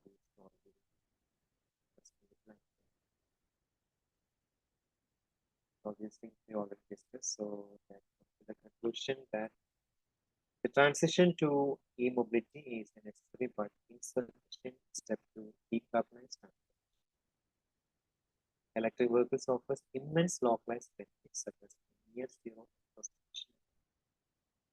However, to achieve the true sustainability, industry must scale up the renewable energy grids, establish the robust battery recycling protocols, integrate multimodal approach.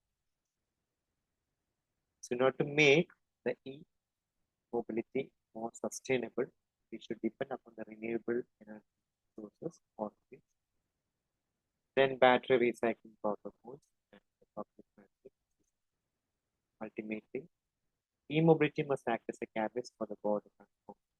How urban societies plan such activities.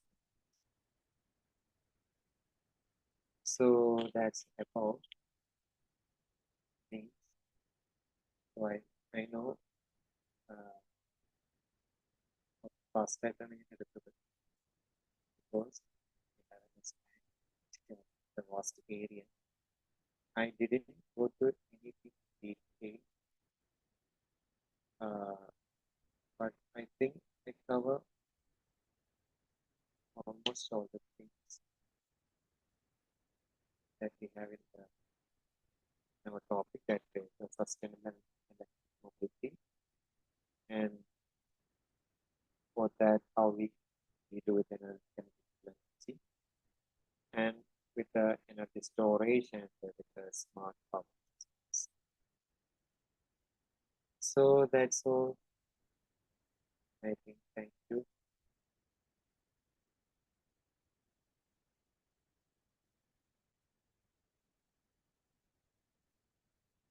Hello.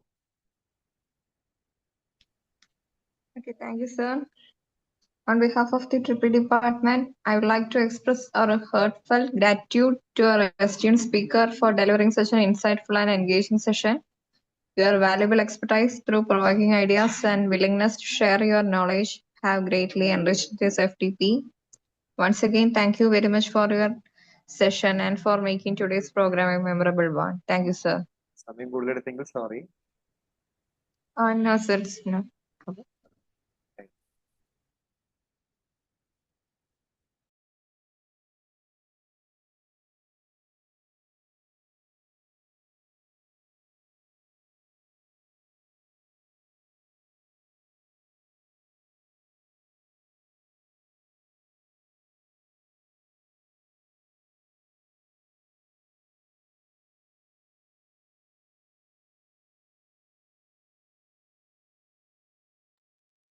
Participants, Feedback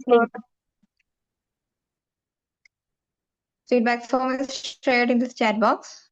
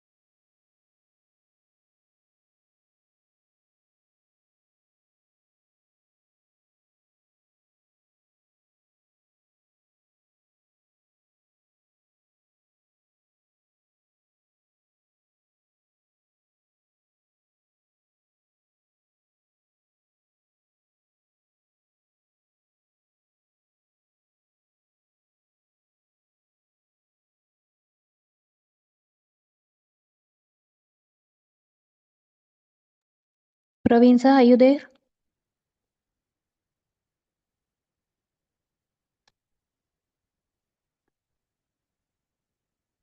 Praveen sir?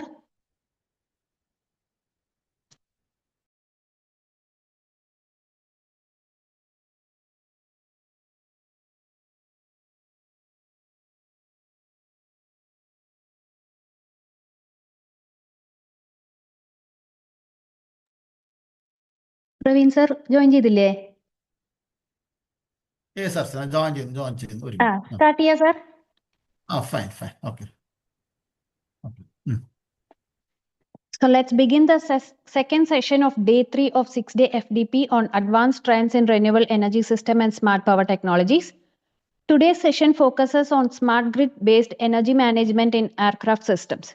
We are honored to have Dr. Praveen Kumar C, Assistant Professor, Department of Electrical and Electronics Engineering, NSS College of Engineering, Palakkad, as our resource person. Dr. Praveen Kumar completed his doctoral studies from IIT Varanasi, specializing in electromagnetic radiation transport with applications in radiotherapy and imaging. He has published several research articles in reputed international journals and serves as a reviewer for leading journals in the field of radiation research, medical physics, and engineering sciences. His research interest spans a wide range of areas, including electromagnetic radiation transport, radiation physics, radiation protection, geomagnetic disturbance analysis in power systems, and space weather effect on aircraft electric power system. Adding to his achievements, Dr. Praveen Kumar was honored with Best Paper Award in 2023 at the International Conference on Medical Physics held at Baba Atomic Research Center in recognition of his outstanding research contribution. We are delighted to have such a distinguished academician and researcher with us today. I'm confident that this session will provide valuable insight and inspire meaningful discussion among all participants.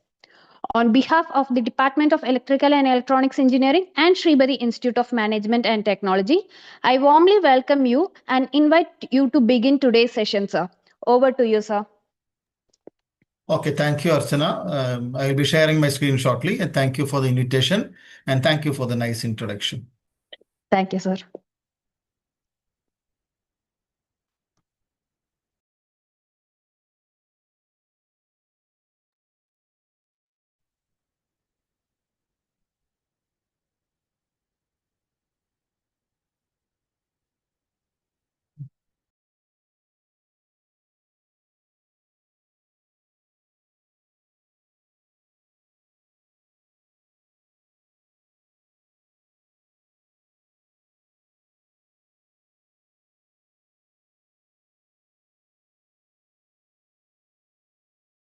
Okay, can you see my screen? Is it okay for you? Yes, sir, it's visible, sir. Okay, fine. Let's go. So, my topic, let me focus on smart grid based. And first of all, good evening, everybody. And let me have I am well introduced by Archana. And now let me come to the topic. My topic I will be focusing is smart grid based energy management in aircraft systems. So, what is the smart grid and what is its specialty application in aircraft systems? So, let me go ahead. So coming to, I'll be focusing on two things here.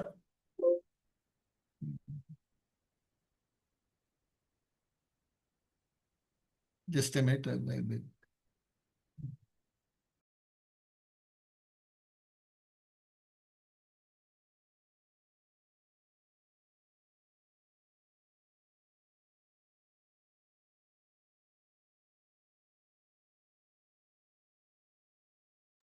Hope you are visible with my second slide. Is it visible for you? Yes, sir. Yes, sir. Visible. Okay. So first topic I'll be briefly discussing with smart grid. Then we'll be moving to the smart grid based energy management in aircraft systems. So let me go ahead. What is smart grid? So smart grid means what? You know, today's electric grid is designed to operate in a vertical system because everything transmission, distribution, supported with the controls, devices to maintain reliability, stability, and efficiency. And now the grid has changed from electric grid to what? Smart grid. And when you come to the smart grid, what is the specialty? You have an electric grid, and that electric grid, when more and added with some communication system and some control system aspects, you can take some real-time measurement. So in a brief language, I can say that ordinary grid is there. So if you are giving some intelligence to that grid, that ordinary grid is being transformed with some computational intelligence. How can you give that intelligence? You are introducing some sensors, you are introducing some measurement systems, and at the same time, you are having a dedicated communication system to measure the parameters, what is instantaneously happening with the consumer side, and what is instantaneously happening with the power system side. And then you can take decisions according to your own. So then that system becomes smart grid. And at the same time, the grid also becomes smart grid when you can forecast any deviations in the power system or any threats in the power system. So then you can say it is a smart grid. So the smart grid is a design based upon what? Restructuring the entire power system. You are going on restructuring the power system and with some optimization aspects in mathematics.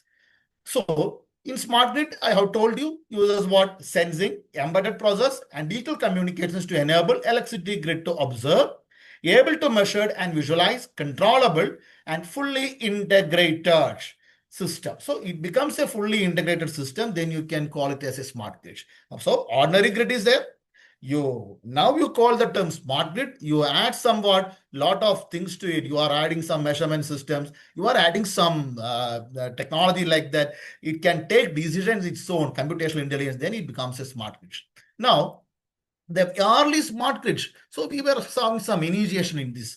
So early smart grid used some DMSC controller. So you can see something called as distributed MSC controller. So this controller, because earlier some controller attempt was done on smart grid initiative because some people designed a controller for that aspect. So the controller takes some decisions. It checks for what is the active power, what is the reactive power, and what is the real power flow within the network. And we basically have what the controller will adjust accordingly. So it is a smart grid initiative, but now communication systems are incorporated to it. When you incorporate the communication systems, it becomes a smart grid. So now that is a DMSC controller.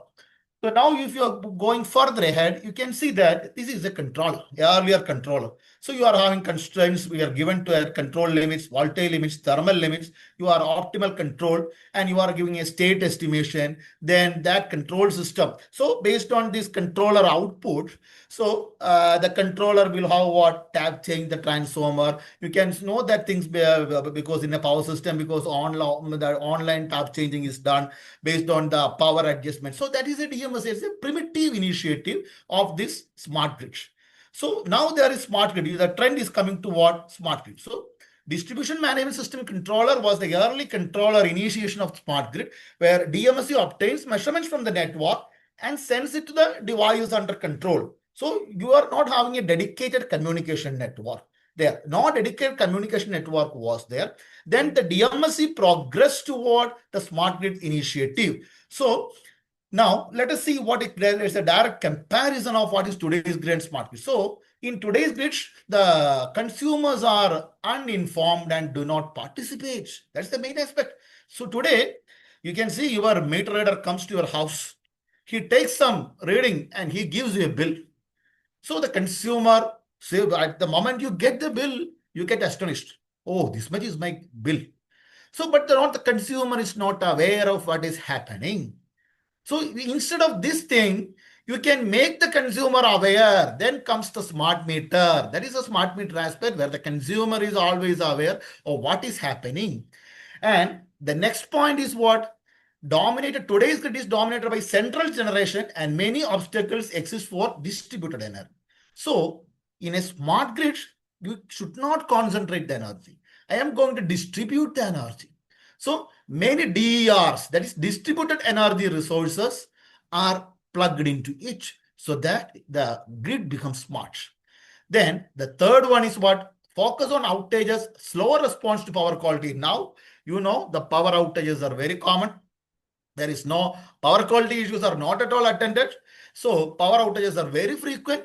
But when you come to the smart grid, the power quality is a priority because you will be checked for the power quality and with a variety of options, and power outages will also be reduced.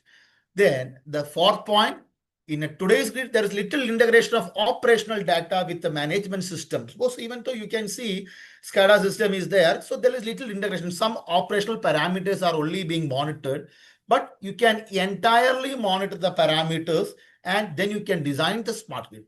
The fifth point, response to prevent further damages focus on assets following a fault. So whenever a fault comes, today's grid, you will suffer a lot of damages. But if you can predict the damage, you can predict what will happen in the network at the next stage. So that is, then you have a control system who will predict the future, then it becomes a smart grid. And the last point is what? Vulnerable to managerial actors. So natural disasters. Today's grid is lot of natural disasters are happening. And your grid is also can also be attacked by anybody. But smart grid is such a grid where that grid is resilient to any further attacks. Nothing is happening. It's a closed network. So in short, we can see like this. Power system enhancement. There's a test bed is there. Environment and economics is there. And communication standards is there. The main factor is computational intelligence. So when you give computational intelligence to give a grid, then that grid becomes smart grid. Now, the basic assets for this smart grid are information and communication technology. Then you have sensing, measurement, optimal control, automation technology, power electronics, and energy storage. So these are the basic things we know everywhere. So information communication means what? You will be having a two-way communication technology between what? Different components of the power system and the load. And at the same time, communication is necessary to what? And to hardware to what? Customers should be provided with information. So enable customers to trade energy in markets. The customer should be allowed to trade energy in mass. That is demand side response. The customer is the demanding person. And so when he demands, his response should be adjusted automatically. What is his need? You can automatically adjust his need. So that is a smart grid. And at the same time, he is always monitored and he himself is monitored. So this system becomes what? You are having a communication system which becomes scalable and interoperability. So then that grid goes with what? Smart grid. Now, sensing measurement. So you can see that a lot of intelligent IEDs are there to provide what? Protective relaying, measurement, fault records, and event records in the power system.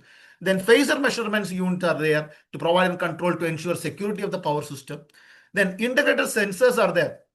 Control and automation systems, information community technology provide rapid and timely response to even different parts of power system. So when you incorporate sensing and measurement, control and automation, and information technologies to the grid, it becomes again what? A smart grid. So the grid is perfect. That is a smart grid aspect. Now let us see what these are the smart grid stakeholders are there. You can see what if you are a researcher and what are at the market, what is happening. There is a smart grid stakeholders, there is a utility section there. There are policy makers for this smart grid. Then technology providers are there. So companies are providing technology. So as a researchers, you can also think for what we can develop a smart grid. We can think of optimizing many parameters. We can think of what artificial neural network being coming inside for further purposes like that. So again, this is a smart grid, a simple network. You can see what there is a substation computer and there are two bay controllers are there. So the controllers are connected in straight lines there. In the first figure itself, you can see the controllers are connected in a ring fashion also. When you connect the controllers directly, bay controller means what? Substation bay controller is the bay means what? The substation is having each bays are there. Bay means what? Portions are there. That portions will have an individual controller. That controller will be communicating with the main substation controller. So in the first figure, you can see there is direct control. In the bottom figure, it is a group control is there. And so you can say what? If you can have a direct control, that control is better. Now, in the right side figure, you can see what I have some things that I require for a smart grid. I say it is a source, a voltage transformer, a current transformer. Then I require some transmitter is necessary because, and the third thing is the communication channel. So I got a transformer, I got a current transformer. Now I require a transmitter to send my voltage data as well as current data. At the same time, I require a communication channel. Where shall I send this data? So this data should be sent through what? Communication channels. So there you can use a local area network or Ethernet. And then I have one destination. When you go to the destination, you have to select some display device. So display device means what? It's an intelligent electronic device you are using for what? Display device. And the bottom last figure, you can see there is a differential protection of transmission lines. So at the entry side, there is a differential IED. At the receiver side, there is a differential IED. And there is a communication channel in between. That is, they are sending the data from what? The transmitter side to what? Receiver side. And they are having a differential protection scheme for the transmission lines. And the data, the corresponding data at each instant are monitored and sent to the next one. So that is a differential protection scheme. Now, if you go further, you can see this is an infrastructure of a smart grid. So now the people are, they hear the term, there is a SCADA. So where there is SCADA, so this is SCADA is something you call it as the entire thing. Then you have the utility WAN. SCADA system means what? You call it as supervisory control and data acquisition systems. Then you have what? Wide area network, WAN, you call it as. Then NAN is there in this figure, that is neighborhood area network is there. So in the SCADA system, SCADA means what? The entire thing you call it as like that. So I have power system network inside the SCADA. And the power system data are being communicated to the different ends. You can communicate through what? Internet. You can use wireless LAN, or any way you can communicate. You can use neighborhood. This NAN comes when it comes to the near to the customer side. When I am having with the customer side, I have go for the neighborhood area network, and wide area network is there. So different. So the SCADA system is a system where you get the informations, and these informations from the power system are being monitored. So it's a network. SCADA is a big system. This consists of your power system aspect. This consists of your WAN. This consists of your NAN, everything. Now, the communication technologies for system. The communication infrastructure of a power system consists of SCADA with dedicated communication channels from the control center to the WAN. The SCADA system connects all the major power system operational facilities, that is the central generating station, grid, and the primary. So the entire thing is monitored. And wide area network is something that is WAN, is used for corporate business and market operations from the core communication network. So when I can say, and I am asking you, what is the communication that is in power system? You may say it is power line communication, PLC is there. So this PLC belongs to some set of communication system. And WAN is a communication system where wide area network communication, you are communicating with the power system. And essential development of smart grid is to extend communication throughout the distribution system and to establish. So I want to communicate with the customer. That is my aspect.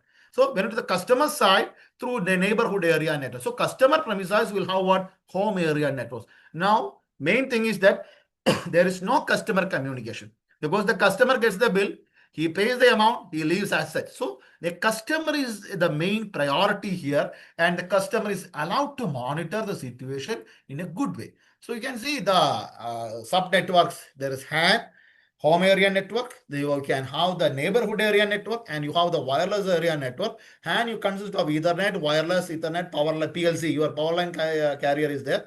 Then NAN you can see what digital subscriber net and its high speed packets the data and so on like that. Then multi-protocol labels using MPLS, they all belong to WAN network. So when you compare to a comparison, you can have a comparison like this. The SCADA is there, WAN is there, NAN is there. As I told you, SCADA is a supervisory control system, and you are communicating through the communication channels. That is, the SCADA corresponds to the entire power grid. But when it comes to the regional grid, you have to go for communication strategy. You have to go for WAN or NAN is necessary. And SCADA, you get the real-time monitoring. So in other case also, you are going the other things, they are communication channels to the customer. That is the difference between a SCADA, WAN. So all people will say it is smart grid comes with SCADA. So you cannot say entirely it comes with SCADA. When you are having SCADA, at the same time you are having what? You should have what? A communication channel for the entire purpose. So that is the main thing. So here I go clear. SCADA is not a communication medium. It is a monitoring and control system. SCADA can use our communication channel to exchange data. SCADA is the brain of your smart grid, while PLC, fiber, radio, WAN are the communication pathways through SCADA receives and sends commands. So SCADA plus all these will form what? Smart grids. So supervisory control data acquisition is there. SCADA is monitoring the real-time system. RTU, remote time unit monitoring. Then PLC is there, power line carrier communication is there, IED, intelligent electronic device for getting the what is happening in the power system, the momentarily taking of readings and everything. Then you have the fiber channels, RF cellular, their communication pathways are there. Then you can what? An interface where human machine interface is there, where you can respond to the system. If I want to say, I want to switch off some lines, or I want to switch off, relieve my load. See, you cannot relieve your load now. In your house, you cannot relieve or you cannot isolate any something load like that. Suddenly it happens. But even breakers are there. But in a human machine interface, you will be monitoring the system and you can isolate it on your computer laptop. So this is a smart grid. So entirely the smart grid consists of SCADA operations. There's the communication network, and you can see already the renewable power generation is there. All links things are connected. And when it comes to the communication network pool, you have the entire thing you call it as a smart grid. Now for this IEEE, the communication standards. What are the communication standards that SCADA prefers? This IEEE 802 is the main communication standards for the SCADA communication, SCADA systems and integrating with smart grid. And in that you can see different classifications are there. There is 802.3 is there for Ethernet, 802.4 is for LAN, and 802.11 is for wireless. So IEEE has different categories. 802 is the general standard, and in that 802 different subsections are there where the SCADA has to be incorporated with what? Communication systems. So there is another architecture I am showing. This is a another architecture. You'll be having a where you communicate with some a source side as well as a destination side. You are having what? Lowest layer logical link control. Then you have the medium access control is there. Then you have the destination layer. All these form what? The network of communication. So I will explain it later. It's coming in my next slide. So when you have to this, the communication. So when you have to communicate data, that is, if I want to send a voltage reading or a reading from one IED, that is intelligent electronic device, to another electronic device, you will have many hubs. So the data transmission happens to this Ethernet in a smart grid. So when you have the different communications, there you have a repeater as there. A repeater is something what you have two ports is there. It receives a signal and it amplifies and eliminates it to another port. Then hub is there. Hub is a multi-port repeater because whatever it receives, it transmits to all parts. Then you have a bridge operation is there. Then switch is there. So switch is something what you receive some data from a electronic device, that is your meter or something, smart meter or something like that, that is transferred to another device. So that is you are having a switch. A switch has a direct connection. A switch can avoid congestions. But if you are having a hub receives many data, you will have what? Lot of congestions will be there. Then you are know what is a router. A router is a common thing where you are having receiving data in from a line and you are routing it to many channels. You call it as what local area network and wide. So here you can see there is a station bus is there, and I have a device A as well as device B. So from the device A, lot of IEDs are connected. That is what intelligent electronic devices are connected. And for the device B side, the electronic devices are connected. So you can see what if I am using, there is a data congestion here. This is a hub. So hub means what? All data are received from device A, and that is transferred to what? Device B. So the hub is something what you will receive multiple data, transfer the entire thing to all the devices. But instead of this, avoiding this congestion, if I use a switch here, device A, because instead of, you can see a lot of IEDs there. So all these IEDs are monitoring different parameters. So all the data are going inside. So instead of avoiding that congestion, I can use a switch. So that hub, I am telling you the difference between a hub and a switch. So you can go for what? Designing of a station bus device being connected to a station bus using a switch is a better thing. And this is a smart grid initiative. Here you can see what your hub is there, network A is there. You are having a repeater means what? The same data is again, hub means what? It will transfer to the next repeater, will connect to the next one. Hub is there, then switch is there. So a lot of broadcast domains are here happening. That is, you are getting some data from network A means what? It is a power system network. Network B is another power system network. And you form a hub there. Hub means what? Lot of systems are there, monitoring parameters.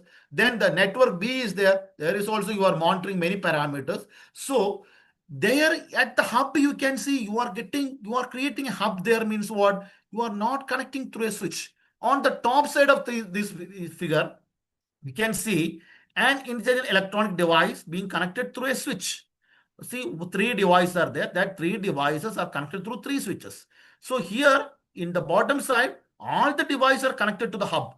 Hub means what? The entire data is coming to one point and it creates a collision. So that is the reason I have marked it as a collision domain. The switch cannot have a collision domain. The switch is a sum. So any communication, when you go for a communication aspect, you can see what the main things you find. It is a switch, it is a hub, it is a repeater, and this router. So these things are major things. That is, you are incorporating the communication system to your power system network, and that communication system is not totally linked to the power system. You are communicating through your own channels. That is, you can use Ethernet or something LAN or something like that. So in that, you have to use what? Special aspects. You can use hub are there, then switches are there where you can communicate with data. Then you can see this is a wireless LAN, that is IEEE 802.1. There is something called as wireless LAN, wireless local area network, where you connect different intelligent electronic devices for communication. You can see that you call it as independent basic service set, and you will having a station. You will be having an access point in network. It allows one station to communicate with another through it. And twice the bandwidth, because basically this is having some communication aspect. When you come to smart grid, the entire thing goes to the communication aspect as well as the control system side. So you will basically, I will tell you, any station wireless LAN components are there. There is a station is there where you are getting your datas are there, and there is an access points are there network. It allows one station to communicate with another through it, and there is your distribution system is there, interconnects multiple infrastructure. BSS means basic service sets.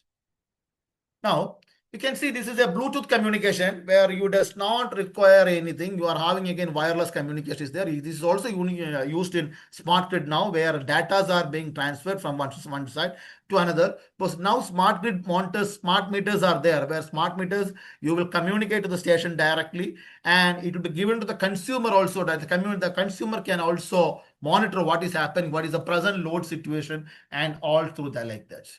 So again, for the communication channels, you can use IEEE 802.15.4, where you'll be having 6 Zigbee communication is there, and 6 LZOW PAN communication is there. These are the 2 networks, that is wireless public area networks, now used basically for the smart grid, where you can connect your smart meters, and from the smart meters, the data can be transferred to the station as well as to the consumer's desk. So again, this is a communication, ZigBee connection for smart metering. So you can see that on the top side, the different smart meters are being placed. So ZigBee, you can see, I see to the first figure, that is A is there, B is there, C, D, E, F. Different houses are located from the station. So at the A house, it is 30-meter located. Again, you are having a B house. House B is there. That is located distance of 10 meter from the house A. Again, you are having a C house that is located distance of 50 meter. Again, you are having a D house that is located at the distance of 100 meter from the station. So it is quite easy to transfer. If a smart meter is there at station A, I can transfer the data directly to what the station, because 30 meter is the maximum possible connection for ZigBee. ZigBee what? ZigBee, the maximum length is 30 meter. So again, B is a smart meter is there. So I cannot connect directly to the station. So B and A will be connected together. So the network will be such that B and A will be connected together using a repeater, so that the data from B can come through what? A. Again, from C is there. C is very far away. So similarly, D is there, E is there, F. So F is also something very near to the station. That is only 30 meter. Again, you can so go for ZigBee communication, where you can transfer the data directly from F to what? To the station. So that is the basic. There is a communication aspect here. So in this communication system, see, look here. It is proposed to use ZigBee for the communication network, considering the distances given, because a suitable ZigBee connection is there. ZigBee means what? 30 meters is the maximum range. So if you place a smart meter there in a house of a person, the person should be what? 30 meters away from the station, because then only they will get the data at the station itself, what is happening there.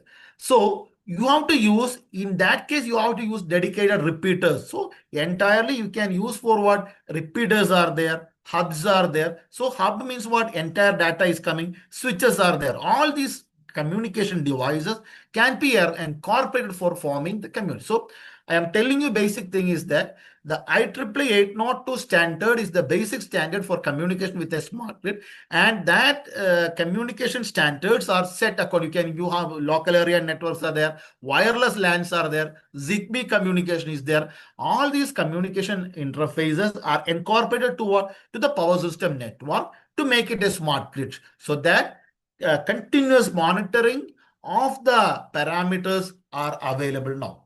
Now, basically, so the communication aspect is one aspect. Now you can see when you come to the load flow, so your grid is smart. So you can see there is a central generation control now. But when you come to the smart grid, there is a distributor generation control. And earlier you governed in a power system, you govern load flow by Kirchhoff's law. But here you are not governing the load flow by your Kirchhoff's law. Here entire thing is based on load flow by electronics. Entire thing is going to get controlled. And power generation according to demands. In desired load flow means what? Smart grid, you are having controllable generation, and demand is a dynamic equilibrium based on dynamicity. So in all load flow technique is manual switching and trouble response. But here there is automatic response. So there is trouble response is manual in our system now, because you can know this manual switching is there. Then the troubleshooting is also manual. But there is no such things in this smart grid. Everything is monitored. Everything is cleared automatically.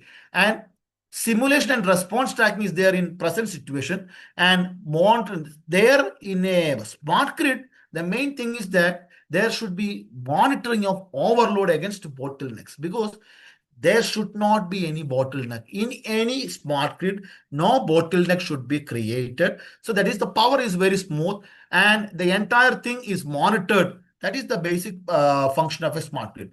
So here you can see, the traditional load flow technique, you are using Gauss-Seidel approach. Just I am showing that equation only. Norton-Raphson and fast decoupled methods are there. But in your when you come to the smart grid case, you are not using such equations. You are going for artificial neural network based computations of what is the present load, what is the forecasted load, and it even predicts what will happen to the network next instant. So here there is a load flow smart grid. The next show, because it is a stochastic approach. Here you can see an adaptive dynamic program. That is, you call it as a stochastic approach or a dynamic power flow there. You will be having three modules here. Module 1 is there, module 2 is there, and that two modules are, you call it as computational modules. So adaptive dynamic programming means what? Because your power system, the present power system network is as such. But when you come to the smart grid, you are going with a stochastic approach. You are going with a probability prediction of what will be happening to the network in the future. That is, your network will be stable, or that is stability aspect of the network is coming to there. So that is some disturbance. So if a disturb your power system network, you can visualize the power system network now. Now one disturbance has happened. So this the disturbance will lead to the next moment. So the next moment also some disturbance may come. And if this disturbance settles down, then there is no need for a control system. Why? Because automatically the disturbance is gone.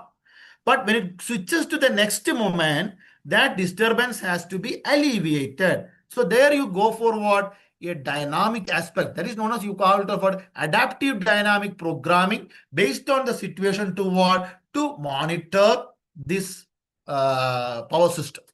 So here you have three modules. I have to, it's a power system parameters and obtain a distribution function. Basically, this is a stochastic approach. When you go for a stochastic approach, we define something called as distribution functions are there. So there is no Gauss-Seidel, there is no Newton-Raphson or something like that. You go for adaptive programming aspects here.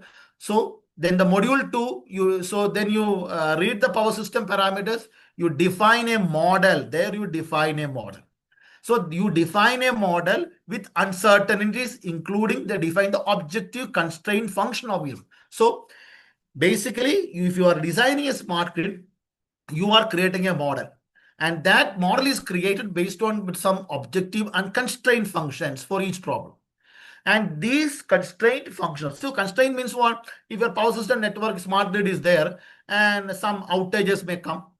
Sometimes another outage, that is geomagnetic disturbance, may come. So this geomagnetic disturbance or solar flares may harm your power system. So these are all outages. You can see these are all disturbances. So these are when you define the objective function, and these are your constraint functions for each problem. And you are optimizing based on this. And module 2 is something in that earlier aspect, adaptive dynamic. It's the feasibility region of operation of power system, and emergency state corresponding to violations and contingency. Contingency means what? Some hazards. So if some hazards comes, this smart grid should respond immediately. What has to be done? So that is in the module 2. And module 3 is something called as address the process through benefit analysis and evaluate various control. So control system aspect is there. So that is an adaptive dynamic programming module for this control system. So then comes the stability aspect. I told you there is a stability aspect, because in any smart grid, your power outages should not happen. So why this is more important? So because static security assessment is more important, because each time the system is changing. So whatever, because you cannot go to an insecure mode. So to avoid that, the concept of Dylacos security state, you can see there's a state diagram in this smart. When you design a smart grid, you are going for a secure state diagram. That state diagram, you call it as Dylacos security state diagram. I don't know whether how you are heard of that. So this is called as Dylacos state security diagram, where you will be having your smart grid having a normal state, then it comes to an insecure state, then it goes to an emergency state, then you can have a restoration state. So once the secure normal state is there, it can go to an insecure normal state and come back to the secure state automatically based on the control system. And once at the same time, it can go from that insecure state to what? It can go to an emergency state where some load has to be released or some. So this secure state is a normal state. And insecure state is another state where the system can return back to the normal state itself. But from the insecure state, it can move to an emergency state where you have to release some loads or some emergencies are happening. So once the emergency state is there, then you can go to a restoration state. So the restoration phase is there. Then you will come back again to what? Secure the normal state. So Dilaco security state diagram is a diagram where you go for smart grid stability. So when you think of smart grid stability, because why I am telling this is more important, because the main aspect, if smart grid, if you are focusing to your power system network is there, so this stability aspect is a main thing, that is outages should be less. So whether the system can recoup and come back, or it goes to an emergency state with the release of some loads, or it can come to a restoration state and again return back to the normal state. That is the basic static security assessment going with. So there is a static security analysis is being done using a control system where you will be having a security state analyzer is there. You will be having you can see on the top side the external systems are there. Then power system under control. Generally your power system is under control. Then specify security state is there. Then SCADA is there. Online data are being connected. Then you come to a security estimator is there. So that security estimator will evaluate what is the present state value based on the control system aspects.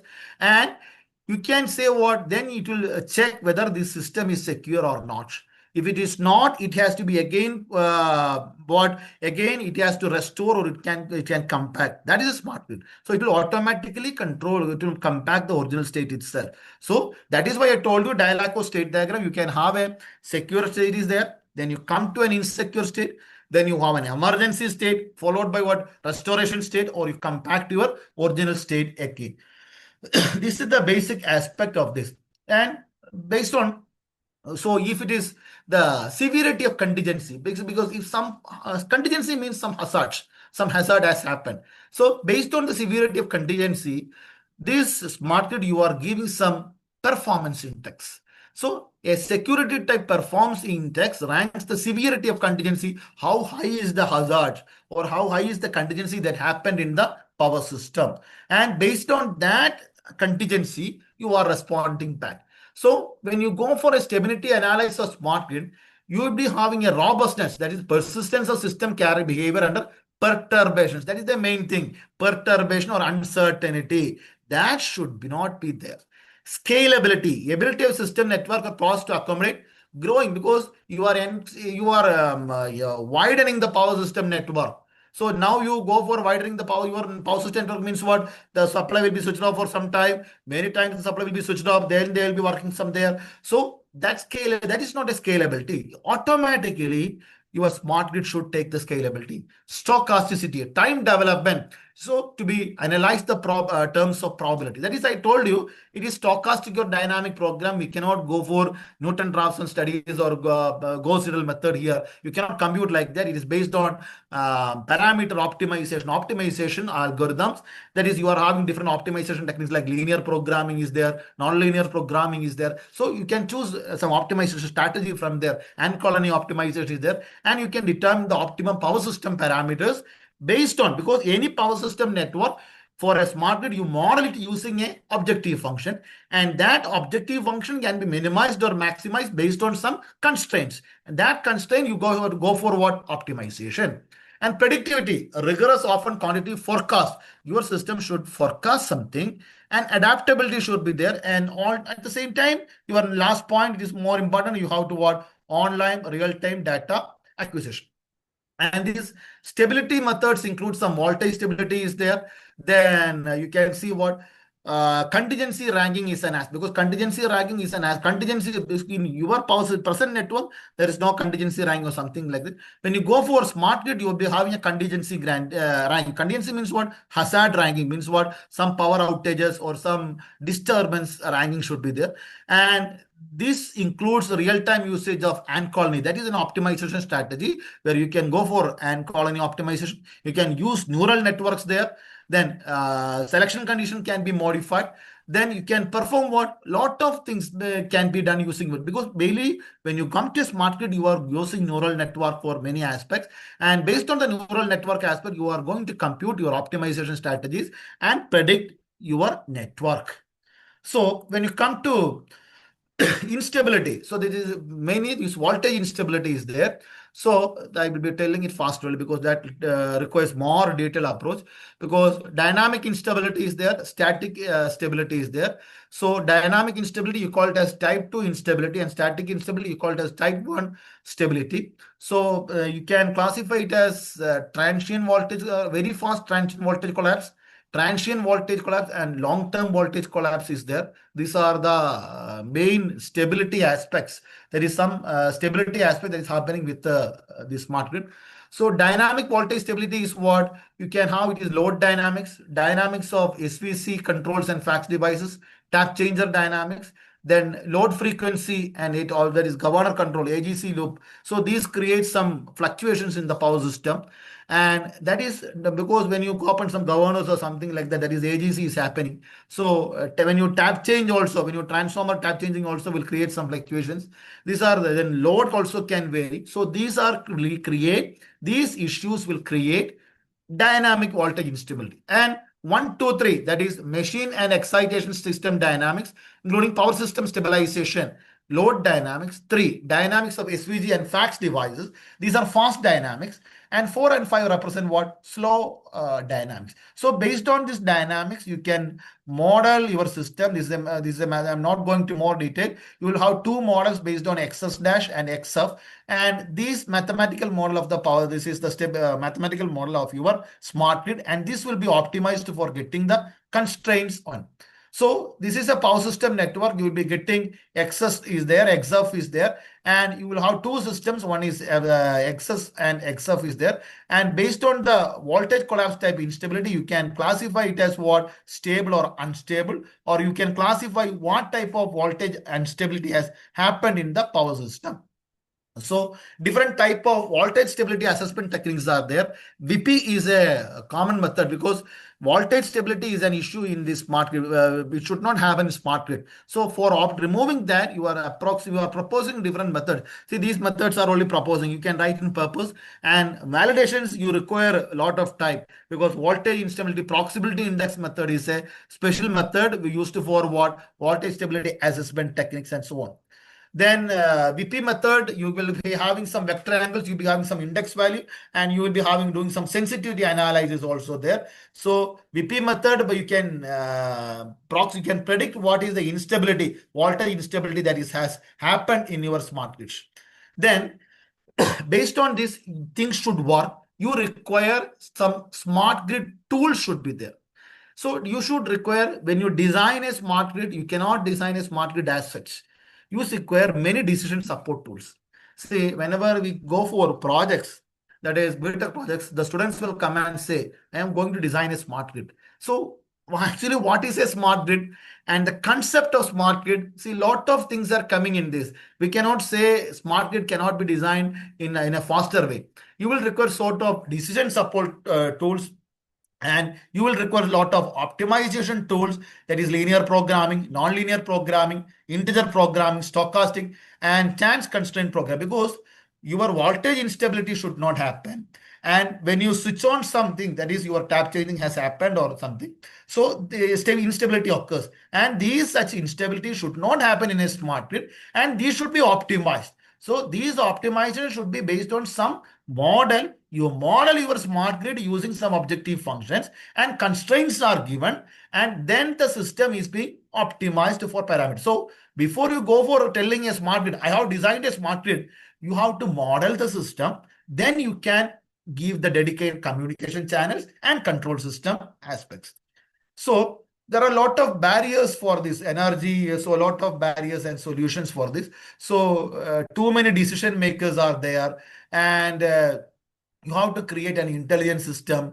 When you go for a smart grid, there is a public resistance is a main aspect. So you cannot design a smart grid at a day because a lot of barriers are there. So the system planning and maintenance level is there, energy action level is there, then system operational level is there. Then it comes to the device level. So first you have to plan a system, you have to design a system, you have to optimize the power system parameters, you have to go for optimization strategy, then you have to decide on your AN and neural networks or something like that. Then you have to go for the communication strategy. So this, after merging all these things, you can get your power system. So basically, this power system, why this is more important is that when you come to the aircraft, this I am going with my application, that is the main application, that is smart grids in aircrafts. So that is a key feature where, see, you are having smart grid in your power system. That is in our, you can say power system, we study smart grid. But modern aircrafts are there. Aircrafts are there. Aircrafts have a good system. They have an intelligent power management system inside. And now you are having more electric aircrafts on. So there is an onboard smart grid inside the aircraft. There is an onboard smart grid itself. So an onboard smart grid is an intelligent aircraft refers to an intelligent electrical power system that integrates. There is a power generation, distribution, monitoring, control, and energy management for the safe operation of electrical loads. So here you have the SCADA system. There is a supervisory control data time. At the same time, when you come to the aircrafts, that is, you are come to the aeroplanes, you are having a good power management there because so many of maybe you're traveling with aircrafts. You can see the power has to be controlled in a good way. Whatever power is being developed by the turbines, I will tell you how it functions. So turbines is to be utilized by the generator in a good way because you require lighting. If you're going for a long flight of 14 to 18 hours, you should require a good cabin lighting. Lot of parameters are having inside. You see, beauty is that you has a good distribution system inside an aircraft. If you go and see the bottom side of aircraft, you can see have a good distribution system. You can have a substation inside itself with all relays and everything inside. So similar to terrestrial smart grids, aircraft smart grids are use advanced sensors, communication networks, automation, and control algorithms. So there you have, that is why I told you these control algorithms. These control algorithms are very prominent because in our land, you can say it is a smart grid means what is a power system network. But when you are going for a flying smart grid, you can say there's a person you are buying aircrafts are there. That Boeing aircrafts, you call it as flying smart grid. Boeing 787 is the latest in that category. You call it as a flying smart grid because the entire thing is electrical and management of power inside that aircraft. And you have to be very peculiar in that because you are using electrical power inside for everything. And you are, the hauling is being done for 18 hours or travel or something. You travel from Delhi to America, 14 or 15 hours of flight on a Boeing flight. So because all this power management has been done in a proper way. So in the end, power management, load prioritization is the main there because you have to relieve some loads. Some emergencies may come and they have to release some load shed may be there. Then fault detection. So if any fault detection fault happens inside the aircraft grid, that you has to be rapidly isolated to improve reliability. Then you are having distributed. See, presently you are having DERs are there in your aircraft. So integration of generators is there, batteries is there, fuel cells, and health monitoring and continuous assessment of system components for what predictive maintenance. Energy efficiency is also an aspect. The optimization of power distribution to reduce the fuel consumption. So you are seeing this figure. You are having an aircraft power system here. So I cannot touch and show you from the front. You can see the nose of the aircraft. From the nose of the aircraft, you will see there you have the cockpit is there. And coming to the back side, you can see there is the battery assembly there. Then you will be having a current transformer assembly on just on the backside of that. Then you are having external power receptors. You can see there that external power receptors are something what, so when your aircraft is parked in the bay at that is there aerodromes or airports, they will be coming with some equipments. You see when aircraft is parked on the bay, that is means what aerodrome or this airports, you can see that the outside person will be coming and connecting some things to the on the below. That is giving power to the aircraft. They are once the engine is stopped, the entire power goes out. And you can see there are two horn-like projections coming. These horns are nothing but they are called as the engines, that is jet engines. And associated with the jet engines, you are having your generators. That is your generators, the side. And from the generators, you come to the distribution side. On this middle region of the back of the wing, you are having the distribution network there. There you are having your dedicated power system network is there. Then you are having, again, you are coming on the back side. At the tail side, you are having one more generator is there. That is you called as auxiliary power unit. So from the nose side, you are having at the nose. Then you come to the cockpit control is there. Then below, just before that, you will be having the battery is there. And just on the down, you are having one more power unit that you call it as RAM air turbine. And just on the backside, again, you are having a external standby power supply. That is when you park it at the aerodromes, you require some power supply. And come to the engine portion at the wings, you can see some two engines are projecting outside. And associated with the engines, you will be having something called as integrated drive generators, IDGs. They are called as IDG generators. Two generators will be there. So based on the aircraft, the generators will be changing. And you come to the central portion, you are having the AC/DC power distribution network. This is the power distribution side. Again, you come to the backside, you will be having something called as auxiliary power system, APU network, or separate one more unit is there. So the major components you see here in a distribution system, in an aircraft smart grid system is there. You will be having a power generation system. You will be having an auxiliary power unit will be there. Then emergency generators or RAM air turbine. See, engine-driven generators, I will show you in the next picture. Auxiliary also I will show you. And this RAM air turbine is something you have so recently, previous year, 1 year back, you heard of that accident. That is one aircraft going from this Ahmedabad, and it crashed onto it crashed within 1 kilometer. And then many debates, they were telling that the RAM air turbine of that aircraft was seen coming outside. So this RAM air turbine is something connected to a generator where if the entire power, that is the aircraft is going out in dark, that is the entire power of the inside is gone, then the rack will function. That is a separate unit, will power outside and give power to the aircraft. Then you will be having many power conversion units there. That is, you will be having you will be having so many of AC/DC converters, rectifiers are there, inverters are there, converters are there. So the dedicated power conversion unit system is there. Then you will be having power distribution network is there. That is the AC distribution bus, DC distribution bus, intelligent power distribution unit, IPDUS. You call it as circuit breakers. And their function is to deliver power safely various aircraft load. Then you will be having some energy storage. This power has to be stored also. Lithium-ion batteries, supercapacitors, and hybrid energy sources are now being there in aircraft. So then you will be having an energy management system, smart monitoring and control system. Then you'll be having a power management controller inside the aircraft.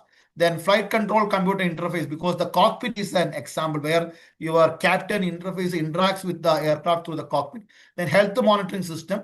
Then you have a communication network is there. The data buses are there. Avionics is there. So all these things require your power. That power is the main thing there.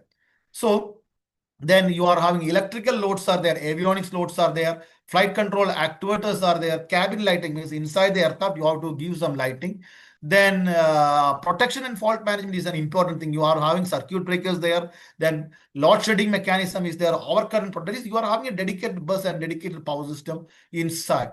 So sensors are there, voltage sensors, current sensors, and this power quality mode. So basically, before you go inside the network, you'll be having the two families of aircrafts are now there. One you call it as Airbus company. They are manufacturing different aircrafts, and Boeing airplanes are also there.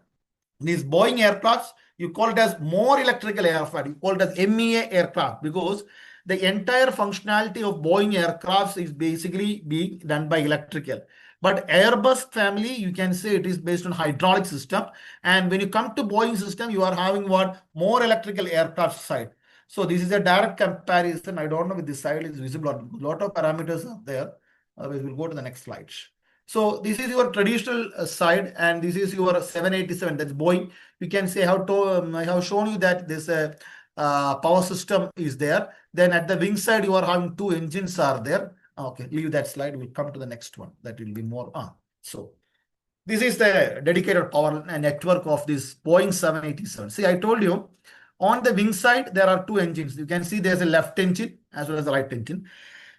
And the left engine, connected to the left engine, so two engines are there for an aircraft. So powering unit, that is the main powering unit using the takeoff. That is, they will be taking you to the up skies and flying for hours. So when you come to these two engines, that is left and right, that is located on the wing. These engines of the aircraft are located on the wing. And on the engine side, back side, you can see something called as VFSG. That is variable frequency starter generator. That's a specialty. So Boeing aircrafts are having you can see G1, G2, then you can having G3, G4 here. So G3, G4. So left side 2, G1, G2. Right side engine, you are having G3, G4. And in addition to that, at the tail side, on the back side of the aircraft, you are having an auxiliary power unit generator. You call it as APU generator. So basically, when you go for an aircraft smart grid system, the power comes from the engine itself and the engine drives the generator. So this is a speciality. Boeing 787 aircraft, you'll be having something called as each engine is associated with two generators, G1, G2. That is, you call it as variable frequency starter generator, because the same generator can act as starter also. That will start the engine. So at that moment, it will act as a motor. And once the engine started, it will come as a generating action. So that's a specialty of this device. So that requires a lot of time to say how that happens and all. So VFSD is a specialty. So when you're having a Boeing 787 Dreamliner, if you are having seeing an aircraft, you can see on the wing side, you will be having two engines. That engines you call it as jet engines. You will call it as jet engines. And associated to the jet engine, you will be having two generators on the left side, that is G1 and G2. And on the right engine on the back side, you'll be having G3 and G4. And at the central system, at the tail side, you'll be having another two generators that is not connected to the engine. You'll be having separate turbines will be running that you call it as auxiliary power unit. So you can imagine how big power system is there inside this aircraft. You can think of the power system network. So if you travel by an aircraft, you see how cautious they are, because if anything happens, any fire or something happens within the bus or something, the entire thing will be gone within minutes. So when you come out the output of VFSD, you'll be having 250 kV outputs are there. Then yeah, that will be coming to a RPDU1, RPDU2 and RPDU3. That is called as remote power distribution unit. That is, I told you, smart grids, always there is remote power generation. This is remote power generation, that is not concentrated one. Power will be generated from many sides instead of concentrating to one side. That is, you will be having the left engine side, you will be having the right engine side, at the tail side. So from three different units, the power is being generated, and RPDU1, RPDU2, and RPDU3 are the remote power distribution units. Then you come to you can see there's a bus RPDU1, 115 volt AC bus is there. Then you have a conversion system, you have a DC bus 250 volt, 270. See why you are having lot of converters here. The powertronics of this aircraft you cannot imagine, because it takes long hours to learn also. The main thing is that you are having different type of loads are there. Different type of loads are there inside. You are having a cabin lighting is there. You are having the flight, the cockpit is there. The cockpit also, you can see different controls on the aircraft, because the pilot will be sitting there. So different loads are to supply all these loads. They require different power rating. That is why you are having different buses here. That is, on the bottom side, you will be having a dedicated bus system for this entire smart. So you can say this is a good smart grid example. And now you can see there's a detailed architecture I can show you. There is like I've shown you the left engine as well as the right engine. And from the left engine, you can see remote power distribution RPDUs are coming.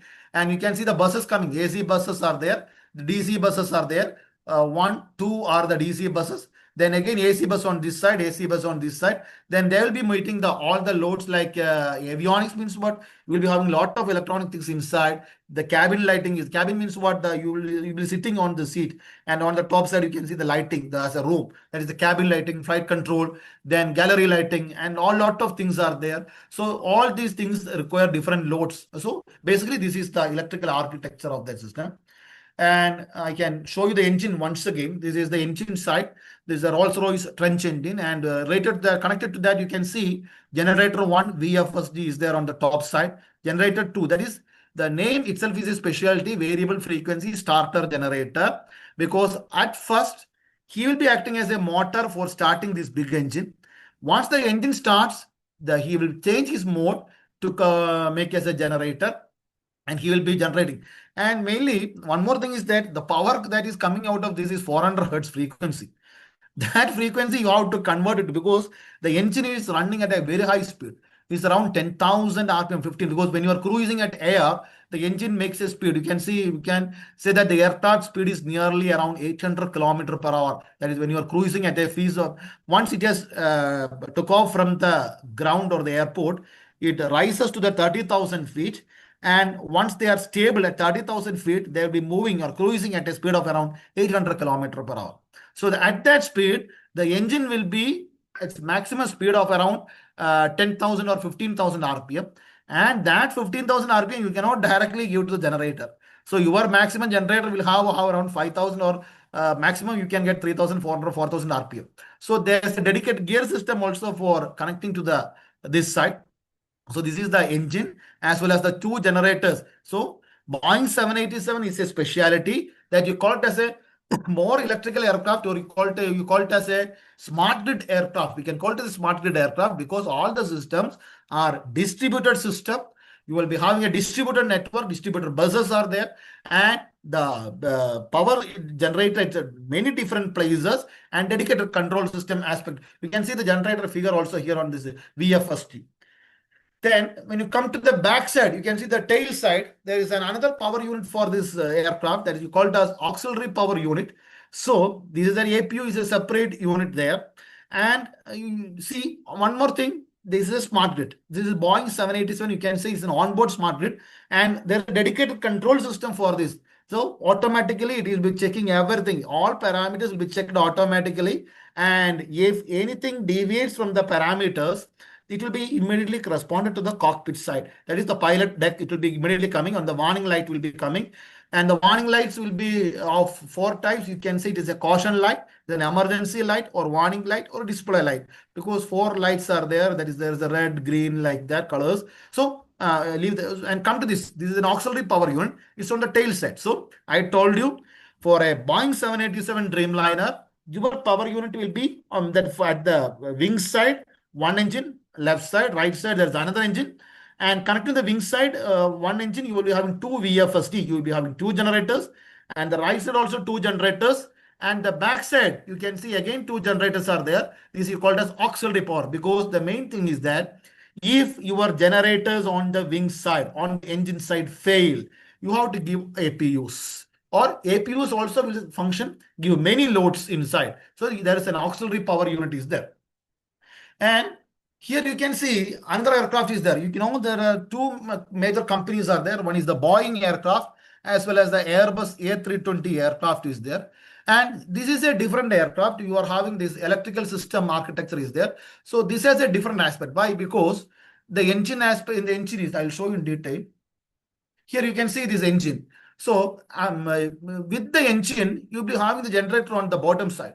That you call it as integrated as a generator, integrated drive generator. So it is not VFSD. Here, when you come to the Airbus A320, because you can see there's Indigo. Indigo is having major Airbus aircrafts, and if you go for Air India, they are having major. There's Emirates, and all are having this Boeing aircrafts. And Qantas is having this Boeing aircraft. Some Indigo is having Airbus A320 aircraft. There is an integrated generator. It is not, it's IDG means it's integrated. It is not integrated diesel generator. It is integrated generator. The name itself is integrated, IDG. So that is associated with the engine itself.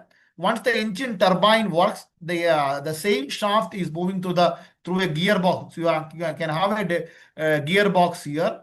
And from the gearbox, you have to reduce the engine speed. That is, the engine will be moving around 50,000 RPM. That is being reduced and given to this IDG as integrated generator, where you will be having the power will be generated. And this Boeing aircraft, 2 engines on the left and right, and you'll be having 2 generators only. So 2 generators for Airbus category. And at the tail side, I told you for this, there is only 1. So totally, you will be having 3 generators for this. So engine left engine, 1 generator, right engine, 1 generator. So any aircraft, you will have 2 engines. That is called the left engine as well as the right engine. And left engine associated 1 generator is here. And the right engine, 1 generator is here. And the tail side, you will be having 1 generator. That is the APU. But when you come to the Boeing side, you will be having total 6 generators, because each engine is having 2 generators associated with it. Here you call it as IDG, and here the bus structure is different. Entirely the bus structure is different, and entirely the voltage developed is totally different also. Here you can see a comparison. Boeing 787, you call it as flying smart grid. You will be having a distributor power generation will be there. So there is no centralized sources. Boeing 787 uses multiple generators is there. There is smart grid analogy or similar to distributed energy sources such as solar and wind. You can say this distributor system is there because one is on the left engine, two is on the left engine, two is on the right engine, and one is on the tail side. Because once you distribute the power, the control is easier. Because when you concentrate the power to one side, if some outage happens at that region, the entire thing will be vanished. That is the main thing. So the engine mounted VFC4, APU generators 2, and total there will be 6 sources. And here there is an intelligent power management system is there that is called as PMS for Boeing 787, where you have generator loading, bus voltage frequencies, power quality is also being checked monetarily, then load demand. These are checked in the aircraft. Once the engine starts, these things are monitored automatically there. So that is in modern grids, you call it as energy management system. There you call it as PMS. When you come to Boeing 787 flight, you call it as PMS system or power management system. And there is also, earlier I told you, there is a Dylacos stability loop is there. Here also you'll be having the same grid, that is stability loop is there. That is, your power system has to be, smart grid has to be stable. Insecurity should be avoided. And then you come to the remote power distribution unit. Boeing 787 replaces conventional circuit breakers with the electronic. So there is no conventional breakers. All are electronically controlled breakers are there. That is, you call it as a more electrical aircraft when you come to the compare to the Airbus side. So once you require some power shortage or some calamity happens during flight, they'll be having forward. The priority loads will be your flight control. That is at the deck of the captain, you have to get a flight control, and cockpit avionics will be there. Then good communication system. And the cabin lighting that is not necessary. When you have some emergency, you can see there'll be switching off the cabin light immediately because some emergency has happened or some generator failure or something happened. They'll be switching off the cabin light. Then passenger entertainment, everything they'll be leaving. That is a non-essential service. Boeing 787 has a automatic load shedding mechanism where if some emergency occurs, it will be automatically, it will be removing all the loads. Unwanted loads will be removed. Then there's a real-time monitoring and diagnostics is there. We can see there's a sensors continuously measure voltage, current, frequency, generate temperature, converter status, load condition. All these data are sent to the aircraft maintenance system also. That will leave you for early fault detection and improved reliability. And you see, one fault happens suddenly during a flight. So that data will be stored in the aircraft maintenance system. The aircraft maintenance system is a separate unit inside your aircraft itself. That is it's a microprocessor-based approach. So there you will be storing this data, entire data, that is what faults has happened during the flight or what power outages has happened. These things will be stored there. And whenever they go for the maintenance, they'll be decoding it and checking this for reducing the downtime. So Boeing 787, again, you call it as a fault detection is there, isolate, because the main thing is that the fault isolation is the main thing because a lot of buses are there. So during your long flight, that is if you are flying from Delhi to North America, California, thing like that, you'll be going for Boeing 787, B787 Dreamliner is the aircraft because nowadays they are using for it's a long range aircraft. Means it's long flying, you can fly up to 14,000 kilometers at a stretch. So there, if some fault has happened in the power system, so that region has to be immediately isolated or it has to be reconfigured. So when a fault occurs, a fault is detected and fault section is totally isolated. And there is an alternative power path also because one fault has happened in that section. Immediately the next alternative power path will be energized for what? Giving immediate power because your cockpit requires the pilot, where the pilot is sitting, lot of controls are there and power should reach there immediately. So you have to, immediately the system will automatically switch from what? This to the alternative power path. That is, you call it as self-healing mechanism. So Boeing 787 aircraft is such a specialty where if a fault has happened, alternately, that fault section will be isolated and immediately another line through the next line bus, this power will be given to that section. So that you call it as self-healing smart grid. So self-healing smart grid is a speciality of You call this as Boeing aircraft, B787. So we call it as a flying smart grid. And this conventional aircraft is there, Boeing is there. ECS is engine control system, that is pneumatic, means what, operated by air in some conventional, and electric in 787 in Boeing.